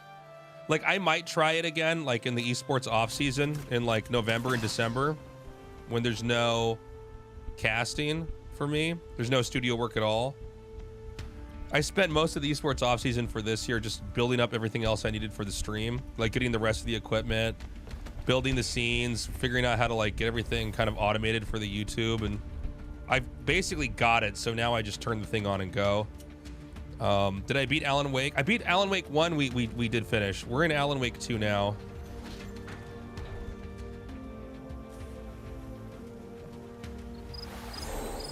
Oh my god. Queen level 5 gang again. Thank you so much, dude. Whoever you are, kind soul. We are going to beat Alan Wake 2. I kind of underestimated how long that was.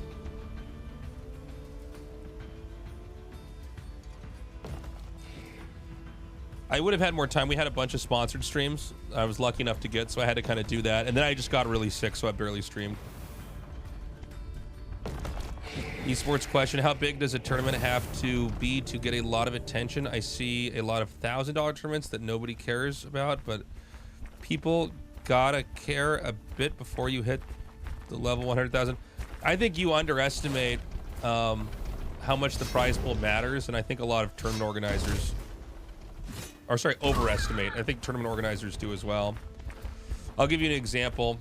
For Valorant, if you guys follow that, I mean, that's like one of the biggest esports there is. You probably can't find anywhere what the prize pool is, but there's tons of people watching. I just went to the League of Legends World Finals because it was in Korea. I got free tickets. And it literally never saw the prize pool once. They never mentioned it. There was never even like a check they held up at the end. But then you have like what's happening in Capcom Cup. Yeah, someone just mentioned it in the chat. Yeah, Capcom Cup, where it's like $1 million prize pool, and it's like, I mean, that's great, but like, you're gonna give one fucking guy $1 million? That's kind of crazy. Could you have used that $1 million to fund a whole bunch of more high quality tournaments, or disperse the money differently to keep an ecosystem where players are gonna be better off? It certainly generated a lot of press, but not that big prize pools are bad or anything, but you know, you also end up with this problem where if you get a prize pool that's too big, if it goes down the next year because of any reason, people flip out and think the game's not doing well. So now you've created a situation where you need to get bigger and bigger prize pools.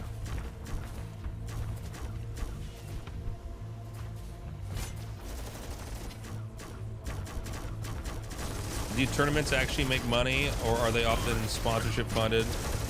You can't make money off of a tournament without sponsors. I don't know if that will change. Advertising money wasn't there yet for esports a long time ago. It was just hard to get people that understood it. I think the best sign, the best sign you have,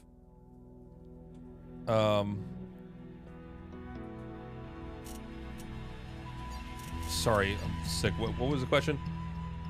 Oh, the best sign that you see on Twitch for ads is that you see these ads that are appearing on all the time, if you don't have ads blocked on here, that are clearly gaming centered ads, streamer or esports centered ads. That's a really good sign for everything, because that means companies are finally getting with it and respecting the fact that this is a big space, like esports and streaming and gaming.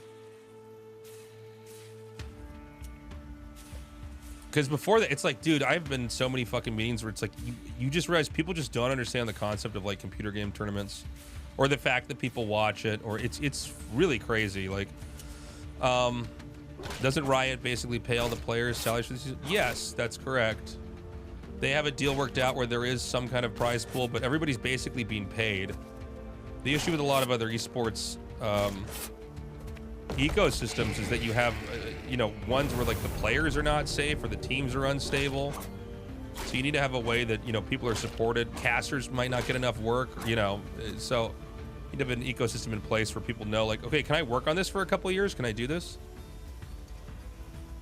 What's the main incentive for a company to sponsor? Gamers will buy their products. Yeah, I mean, it's all advertising. I'll give you an example too of like, if you want to talk about like a situation where fans really didn't get what was going on, look at when all the SK Telecom fans were mad that SKT1 was behaving more like an agency in some ways and less like a team. Do I think Stormgate Esports will be handled better than Blizzard did? Well, Blizzard actually, when they decided to take over, was doing a good job. It's that Activision made them close it all down and everybody lost their job. I think it's hard to top how badly some of this stuff has been handled with these big companies, but even inside these gaming companies, you'll have companies that really don't get what esports is or how to do it. Esports has had a history of not making money, in part because they didn't have the monetization features around the game to make the money. And also advertising dollars were slow to catch up to it. But, you know, it's changing now, you know. I mean, if you look at streaming as an example, this was like an obscure thing like 10 years ago. Like, I remember doing shows and people were like, you should maybe look at getting into streaming. And I'm like, I don't know, man. I mean, why would I do that? And then now if you get big enough, it's really stable. It's really, I love doing it. But it's so big. Like, there's streamers that are so much bigger than this channel that are doing, just killing it, man. So things change rapidly. You got to be ready for that.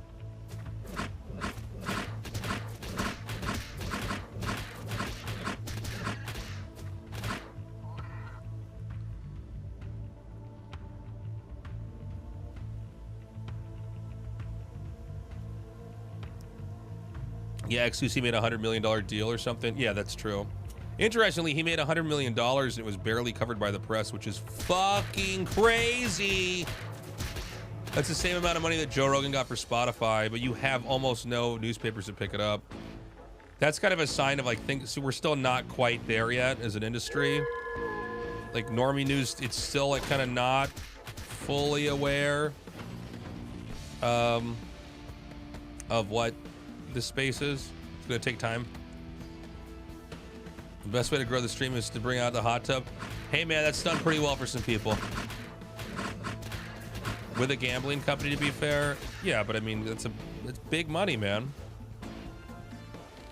There's a lot of money in online gambling. That's a serious sponsor.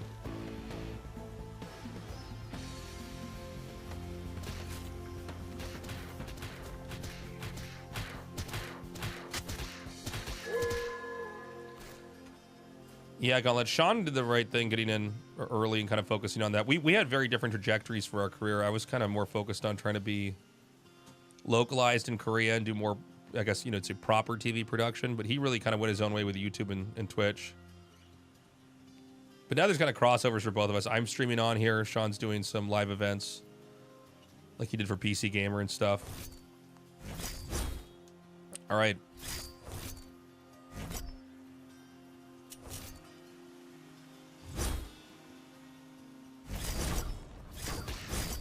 You love to be able to gamble on real games, on games with real money instead of points. Can't you already do that?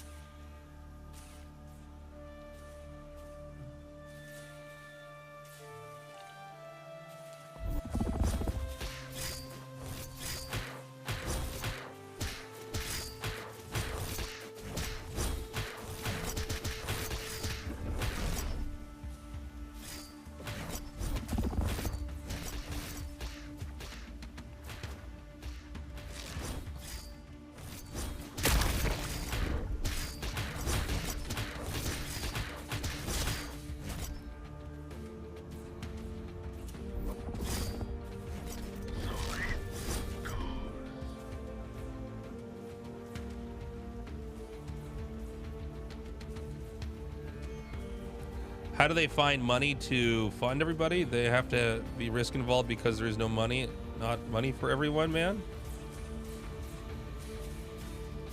I don't understand. Wait, in regards to what? You talking about like esports or?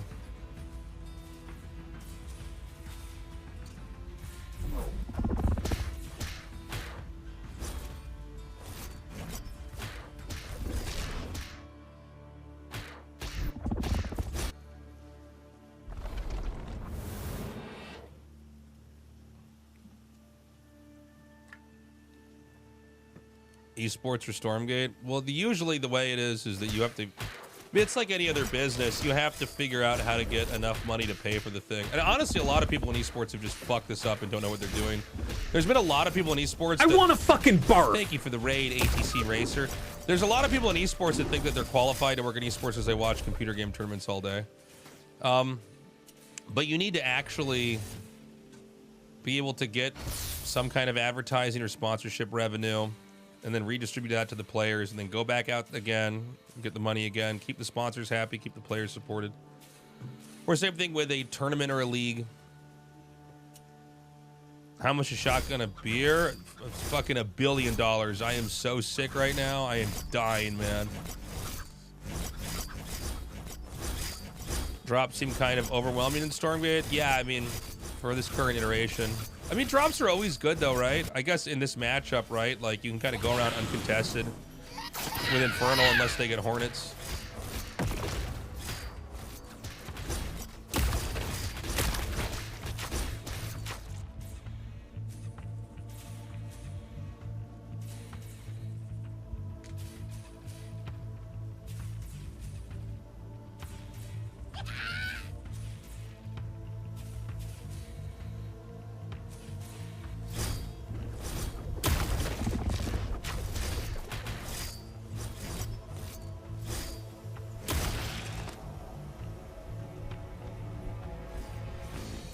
I guess I'm gonna stretch my legs and pee. Give me 1 second.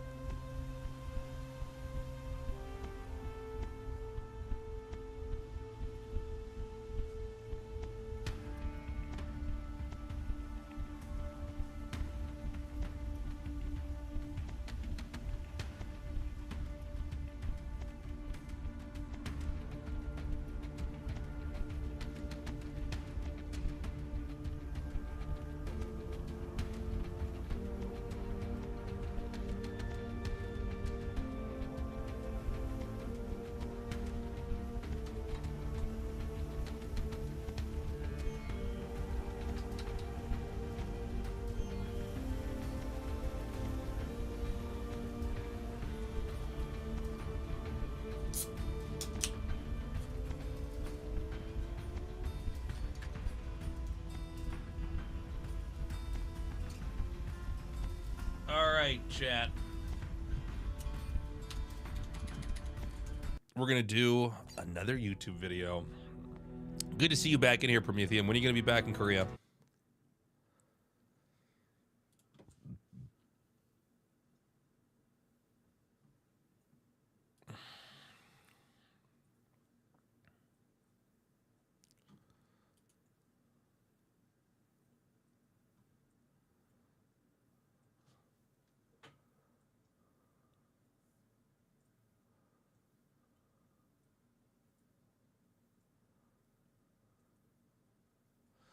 Not on the schedule till next month. Got it.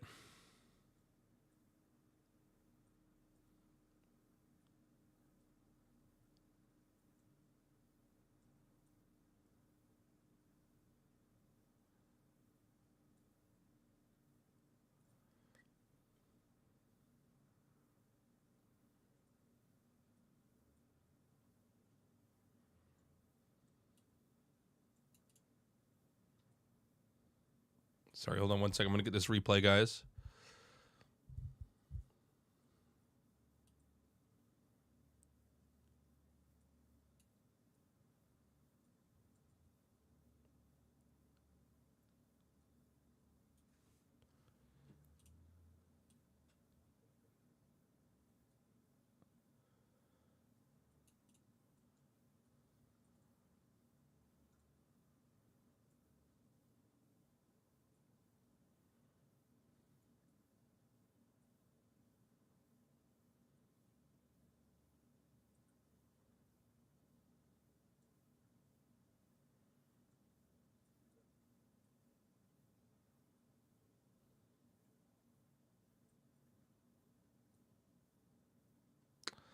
Okay.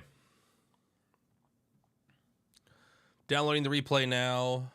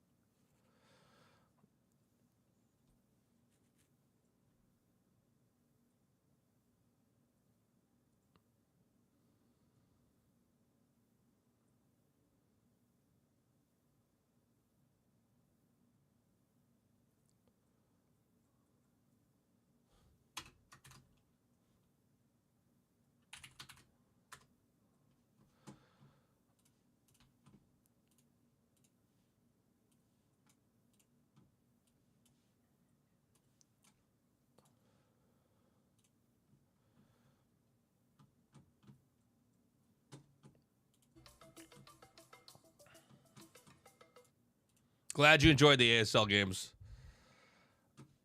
All right, guys, we're going to do some quick content here.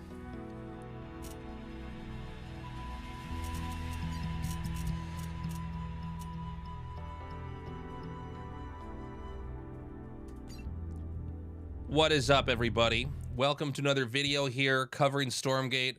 What I did today is I got in touch with Theory. He's a player I've casted a whole bunch. He's one of the best players there is right now for Infernal. Let me get my scene up here.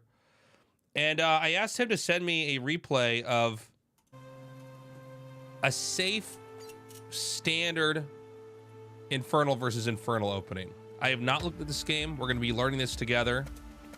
But if you guys have watched my earlier videos, you'd know I was cheesing a lot Infernal versus Infernal and was having a lot of success with that. I wanted to try to figure out some more standard basic openers myself, but I figure, look, I've already got access to a whole bunch of these great players. Why not just have, you know, one of them give a replay to me and we can unpack it here together. So special thanks to Theory. This is easily one of the best Infernal players in the world. Practices a lot with partying. He is the red Infernal up here at the top. And this is not going to be a cast, guys. This is going to be more of us trying to map out exactly when he sends what. So this imp goes a little bit after he starts the second structure. This is a vault. We can see that coming in because of the design beginning to emerge here. So it's vault first, conclave second. And he takes the imp, and you may have seen games where people tower push here. He doesn't seem like he wants to do that. And this is the first person I really saw do this where I paid real attention to was partying. Because I don't know. I think me, like everybody else, I thought this is where you want to creep. Apparently not. By the way, why would you tear the trees down? It's a quicker beeline to get around here to this first spider. And by the time this tower is done, you can then compound that damage and clear this out really fast.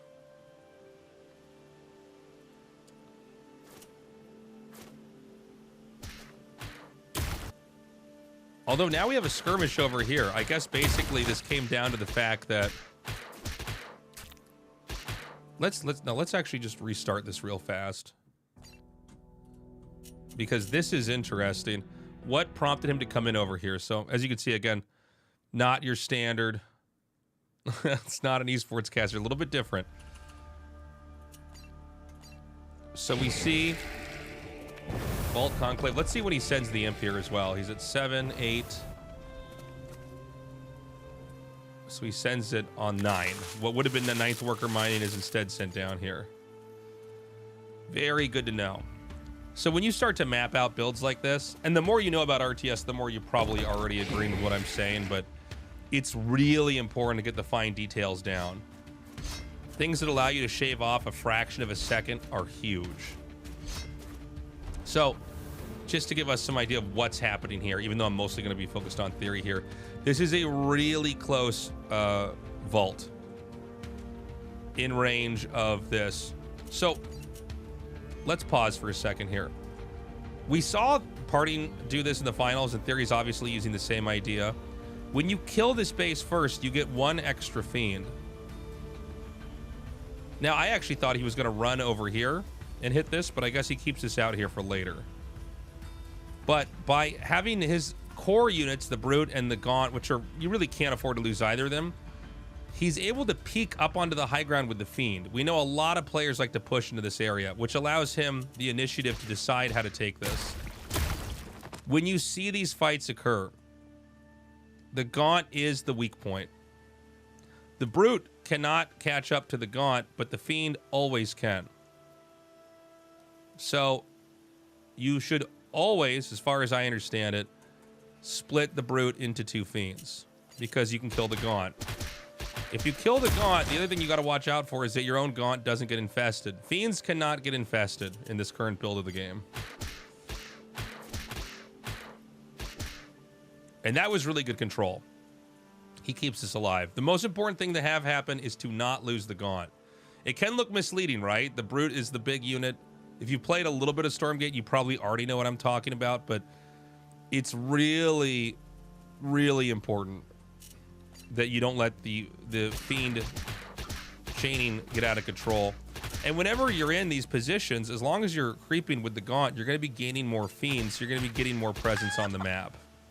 Now, remember, I don't think he wants to necessarily take this camp first, but he uses this pushing over here onto the speed camp to confirm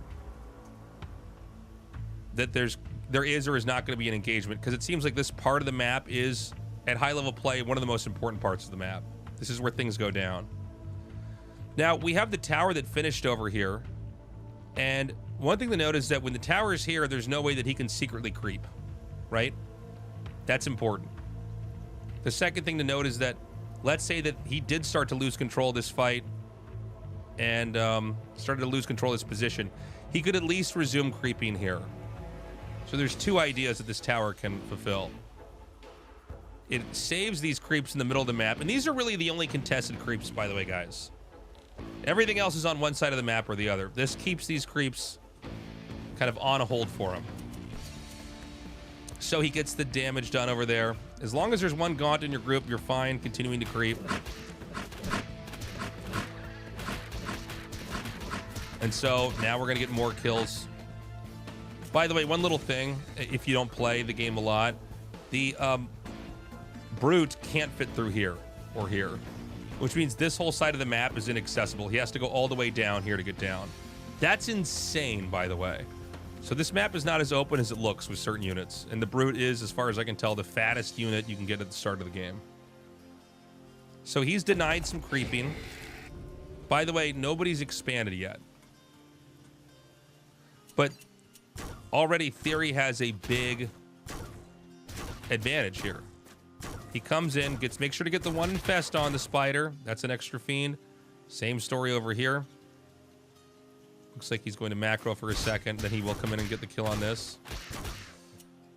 And so he's continuing to sweep the map. Now, some build orders, you got to know exactly when to cut what. But as far as I can tell, he just keeps producing off of these bases and takes an expansion. Let's go back another second. I want to see when exactly he stops workers.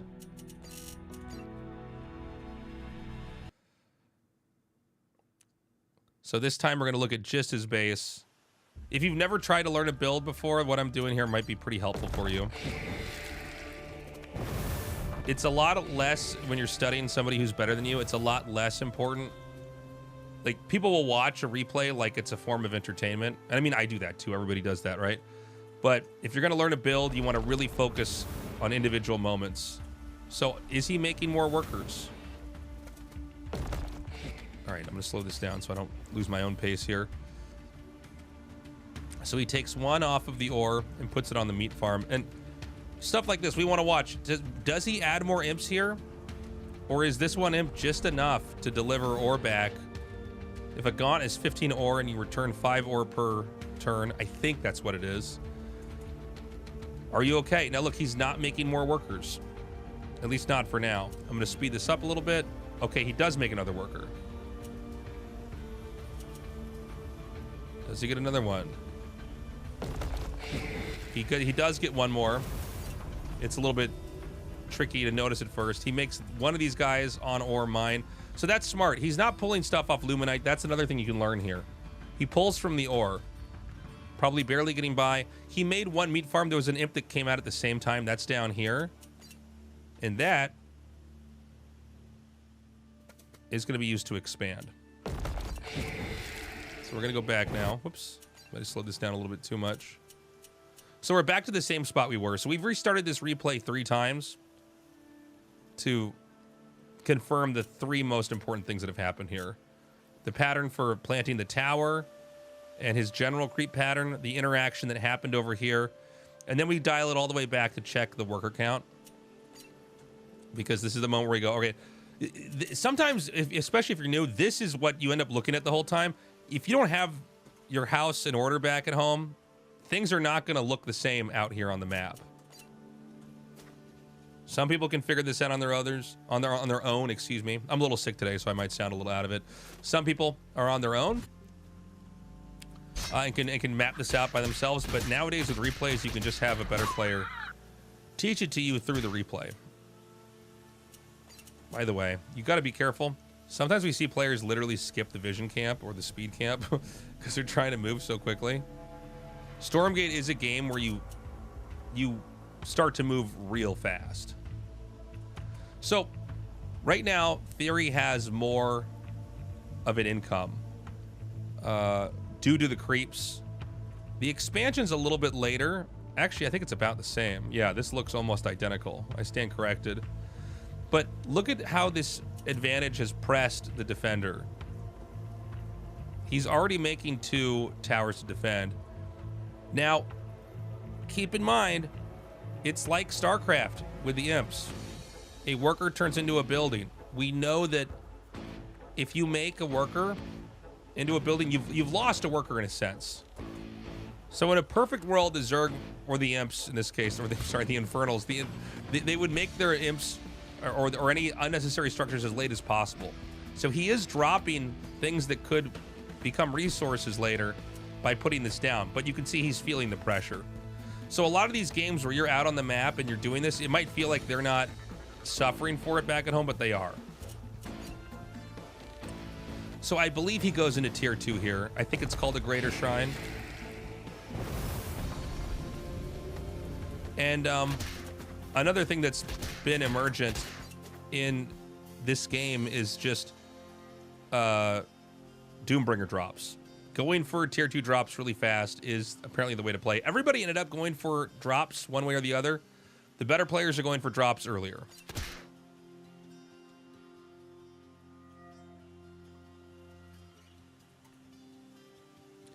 Again, the tower back over here. I can't stop thinking about this. The most straight path from here to here is through the towers. So now, even though we had this tower that killed off the creeps earlier, it's looking smarter and smarter because you've got one player who's on the map who's creeping up everything. And look, if you played Stormgate, how many games do you lose where you're creeping on the map and then they just run into your base and they kill all your workers? All your workers are now fiends, or they're fiends, and it doesn't really matter what you did. This tower protects against that. especially with this vision camp here and this vision camp here. There's literally no way to get over there. Now that I'm looking at this is exciting.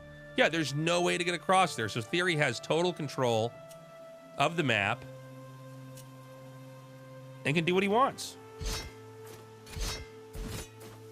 So we're seeing his opponent creep out onto the map here. 3 towers down now.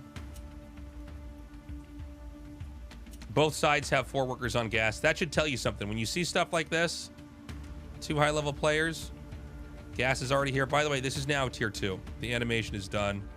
It's got more spikes on the top. He also gets a second conclave. That's another thing important to note. We don't see anybody in Infernal vs. Infernal getting a second vault early. The gaunts are too important, and having the ability to make 2 gaunts at a time only makes sense. The creeping's going to continue here for Theory. And I believe the next step is we're going to see a Doombringer come out pretty fast. Yeah, there it is. So, from what I understand, it's really about putting as many gaunts in the Doombringer and whatever else you can bring. I think 1 Brute especially is fine. You kind of organically end up with a Brute anyways. And you want to be the initiator in this matchup. You want to be trying to hit his workers. The Brutes are very slow.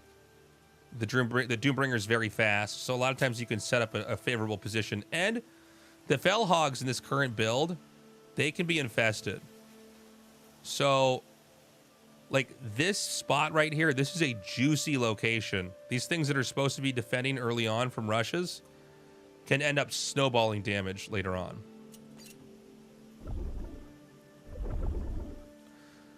Looks like okay, he does get that last gaunt.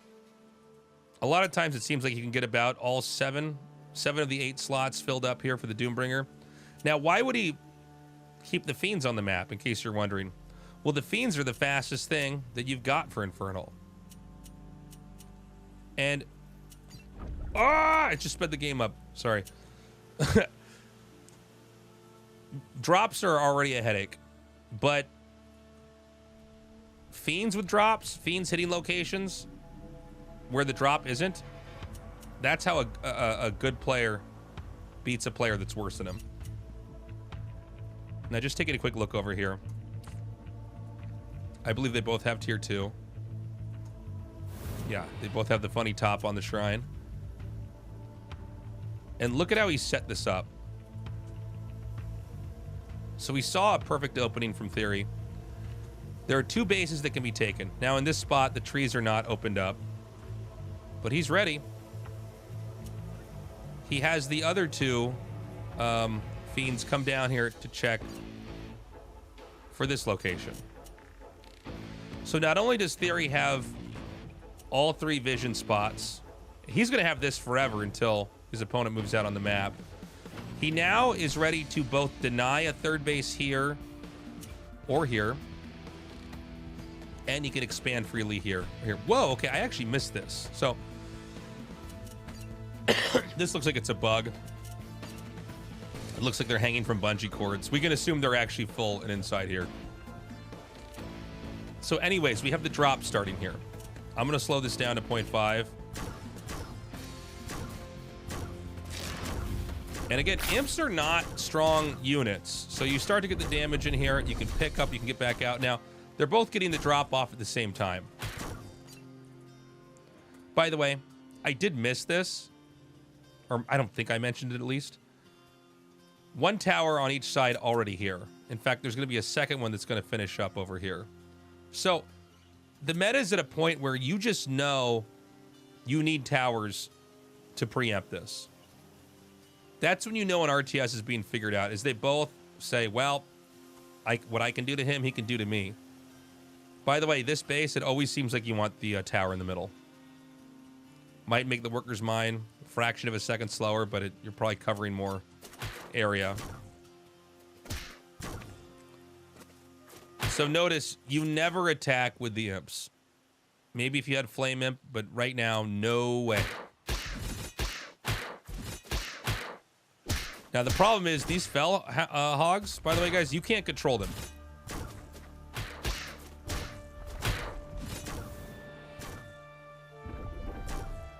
Theory says workers in the middle are kind of inefficient, so stacking. Yeah, that actually is a good point. So attacking the tower doesn't affect it much. Yeah, that's a good point. That really answers that. Okay. So they both get denied. I'm sorry, where is this thing? Okay, this is over here. I'll put this back up to the normal speed. The base placement's really important here. I thought about doing a whole YouTube video just on placement. Keeping this area constricted, it makes it harder for him to run through this area if you follow my mouse cursor. Harder to just slip through there. He has to go around the long way. That means he can leave stuff over here to kind of catch this.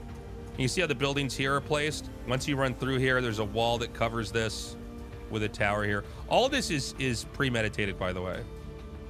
That's another great thing you could do when you're watching a good player, is try to study why they put buildings where they are.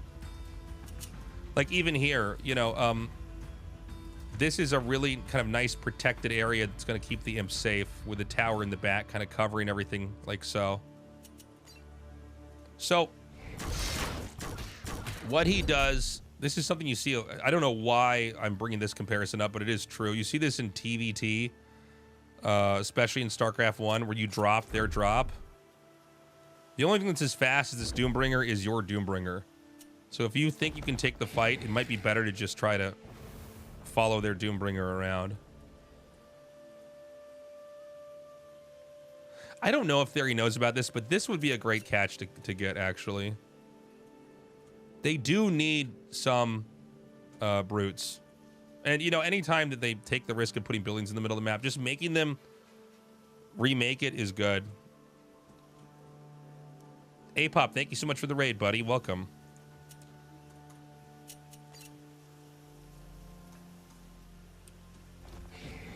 And so he goes right back to what he needs to be doing.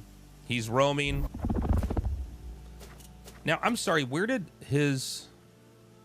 the Doombringer's back here. So what he did is he chased it away and then went in here for another move. Now, if you can pull your imps fast enough, by the way, it seems like you can just barely get away without losing one. Remember, Gaunts are really brittle units. And look, this is the meta right now. This isn't the final version of the game, but this is what you're going to get, is Gaunt harass back and forth. Trying to come in here and chain react, infest your units.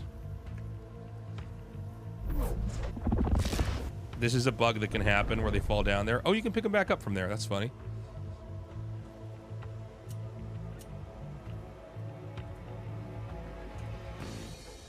If they fall in that pit, usually I think they're down there forever. That's their home now. So we've got the first third base. Now,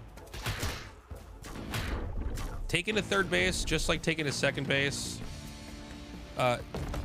there's a right and a wrong time to do it. So I'm always curious, like, okay, who expands first, who expands second? It looks like they're taking it about the same time.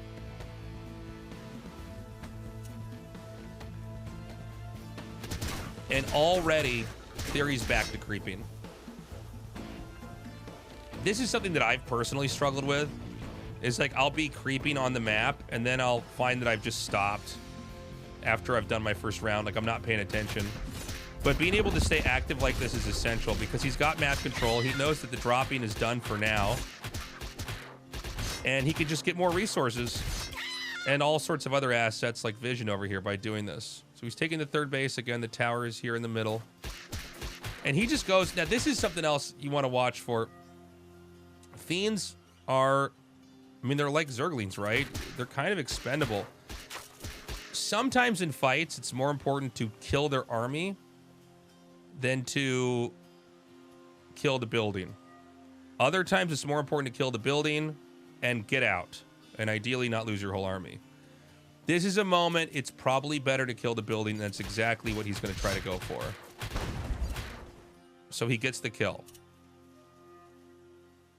And, you know, honestly, there's not that many fiends here, so I think the blue player does have to run away. So you get in, you get out. Now, see, now he finds this. He says, that's a freebie. I'll take that, too. There is going to be a drop coming back in over here. And so this is really good by his opponent. These are Magmadon drops. This prompts him to bring down... I don't know what this thing is called. It's like a super Shroud Stone. You cast it down. The damage is crazy. And this is another sign of a good player. He treats that as a bait. Okay, you spent the Animus on that. I'm out of here. Which could give an Animus edge over his opponent later on. So this is one of those things. Remember, in an RTS game, you don't have to commit. The game does not have to be deterministic. In fact, being able to not be deterministic in an RTS game is really the sign that you're a good player. In the tournaments I played when I was younger, like the games I lost that I was like most bothered by were like I was just too deterministic.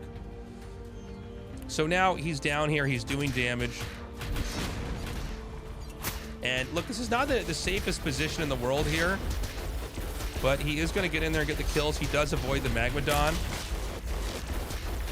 You see this happening again here. Dropping on drops can be good in this matchup, man. Magmadons are never going to reach these Fiends or Gaunts, but if you can just plop them down there, you can get a lot of damage done.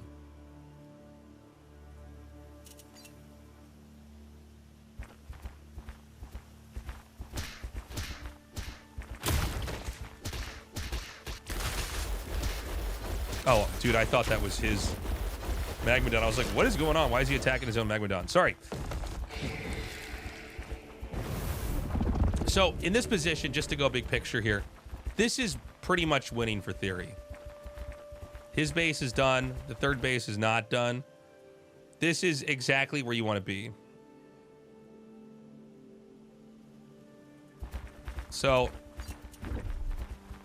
in a mirror matchup, the easiest way to understand it is that you're either, if you're ahead in a base, you're winning, or you're ahead in some tech that is so incredibly strong that it's better than having a base.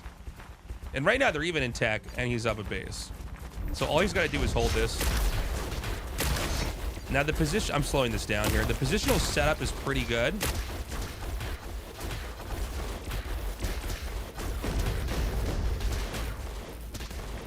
But this tower is really well placed. It's hard for the Magmadons to get in here. The reinforcements can come in pretty smoothly through the trees. You can even see he's targeting the Doombringer here. That's another thing, guys. When you're watching fights and replays, watch them slow. Notice what they target, what they don't target. And so, look, I mean, this... Oh, that's not even an imp. I thought it's just a Shroud Stone. So, I mean, this is bad, man.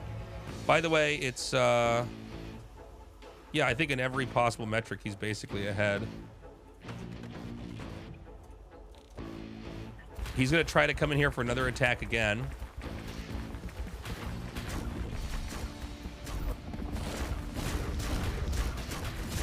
And, you know, honestly, this is a lot here. Theory could actually be in trouble. It's kind of funny when you have Magmadons stomping on each other, how the damage trades out. There are so many Magmadons that have, like, almost no HP. This is insane.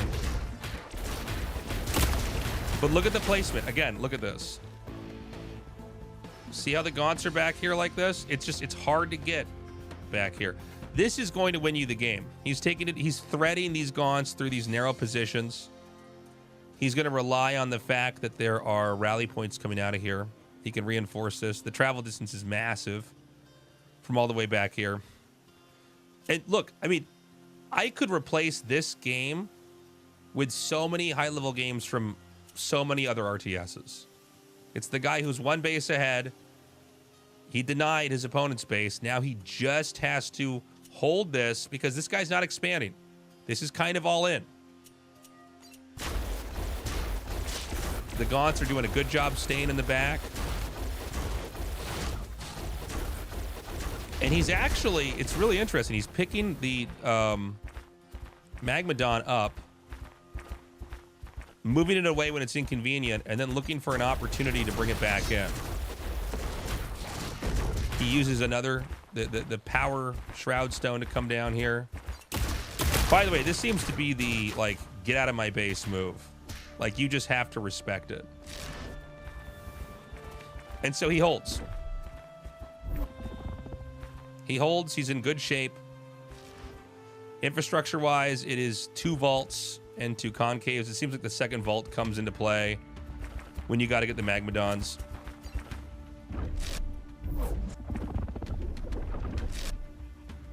And look at this. He immediately goes back on the map. It says, okay, you're done attacking. It's my turn. He didn't send this drop out during this fight. He would have lost the game. And he doesn't just stay back in his base and be scared. You got to be active.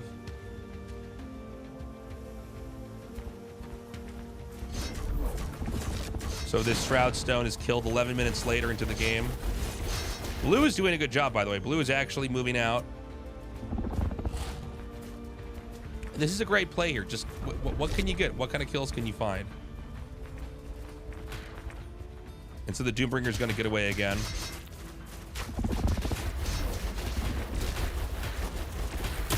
I don't mean to speed this up too fast, guys. And so, you know, and I know that, like, we've joked about this and stuff, but, like, you know, from way back in the early StarCraft 2 days, you know, Artos has had some very sage words, man. What do you do when you're ahead? Because a lot of people get confused by this. I'm ahead, but, like, what do I do now? Do I need to go kill him right now? You know, I'm not really sure. I've gotten to this place where I'm in the lead, and now I don't really know what's going on.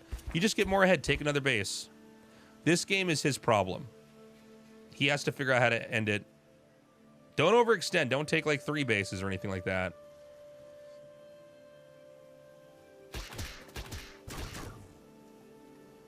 And so we have another push in here.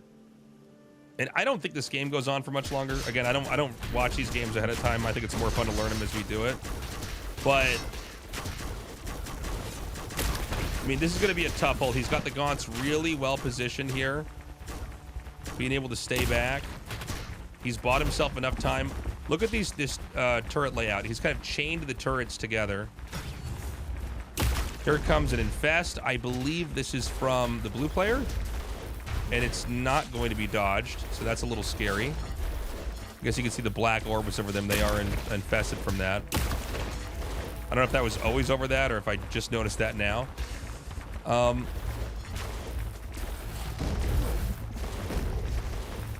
Now here's where Theory may be making a mistake. You don't want to get too far off of this.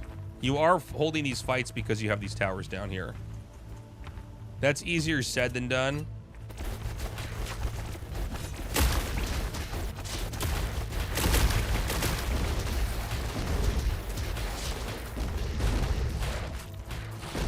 And I think he might be able to overpower him.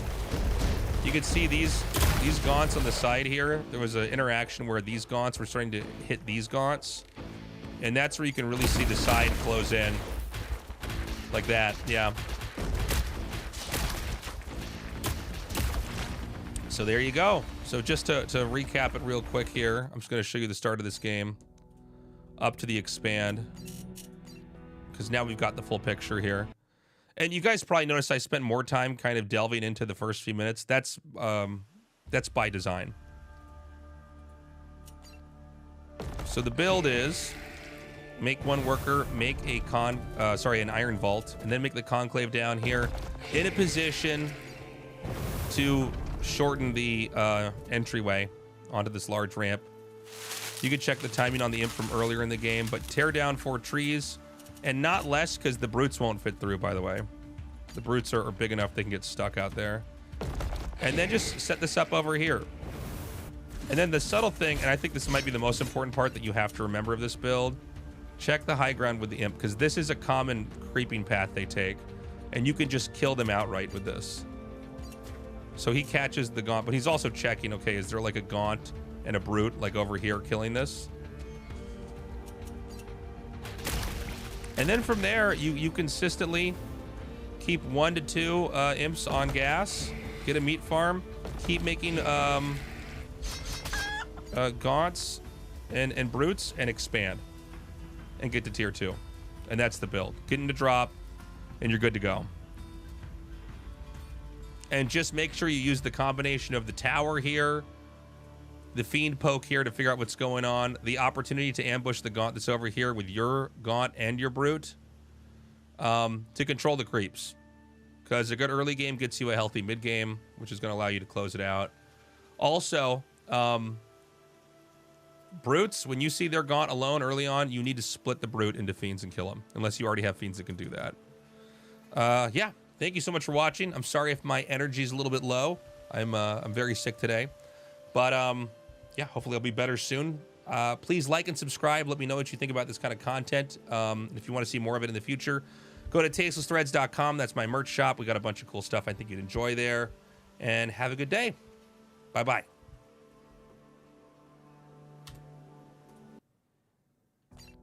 We did it. Guys, I gotta end this stream. I gotta go lay down. I'm sick. I'm too sick. And tomorrow I gotta do my favorite thing to do when I'm sick is yell about StarCraft 2 for 4 hours. I'm also casting ASL tonight. But I think to save some of my mental battery, I'm gonna just go take a nap or something. Let's see who we can raid here.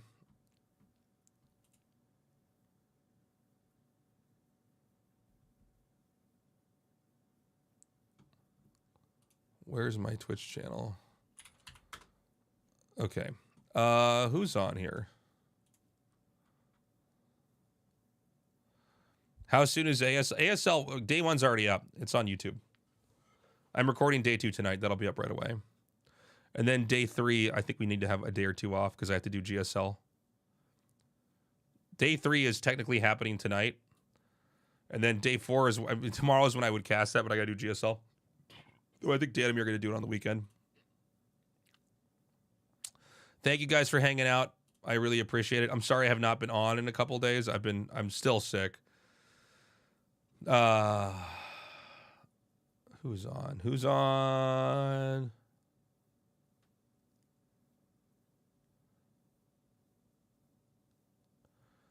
Okay, I almost found somebody to raid. Guys, if you have a spare prime, don't let it go to waste.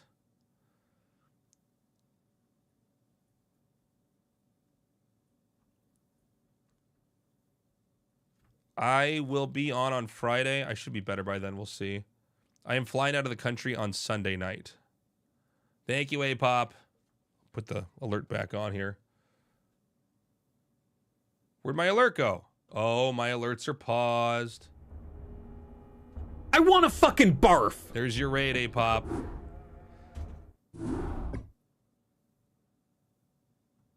Appreciate it. I think your sub's going to show up in a second.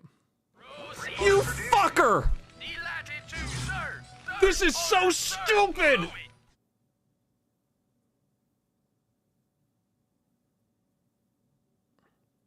Nobody I normally raid is on right now. This is crazy.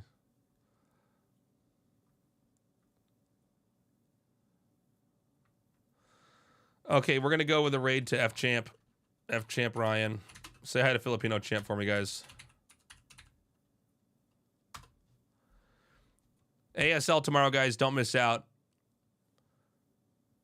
We'll have a bunch of YouTube videos dropping. I'll try to stream either Friday or Saturday. We got some more YouTube videos to catch up with. And I love you guys. Be good. Bye-bye.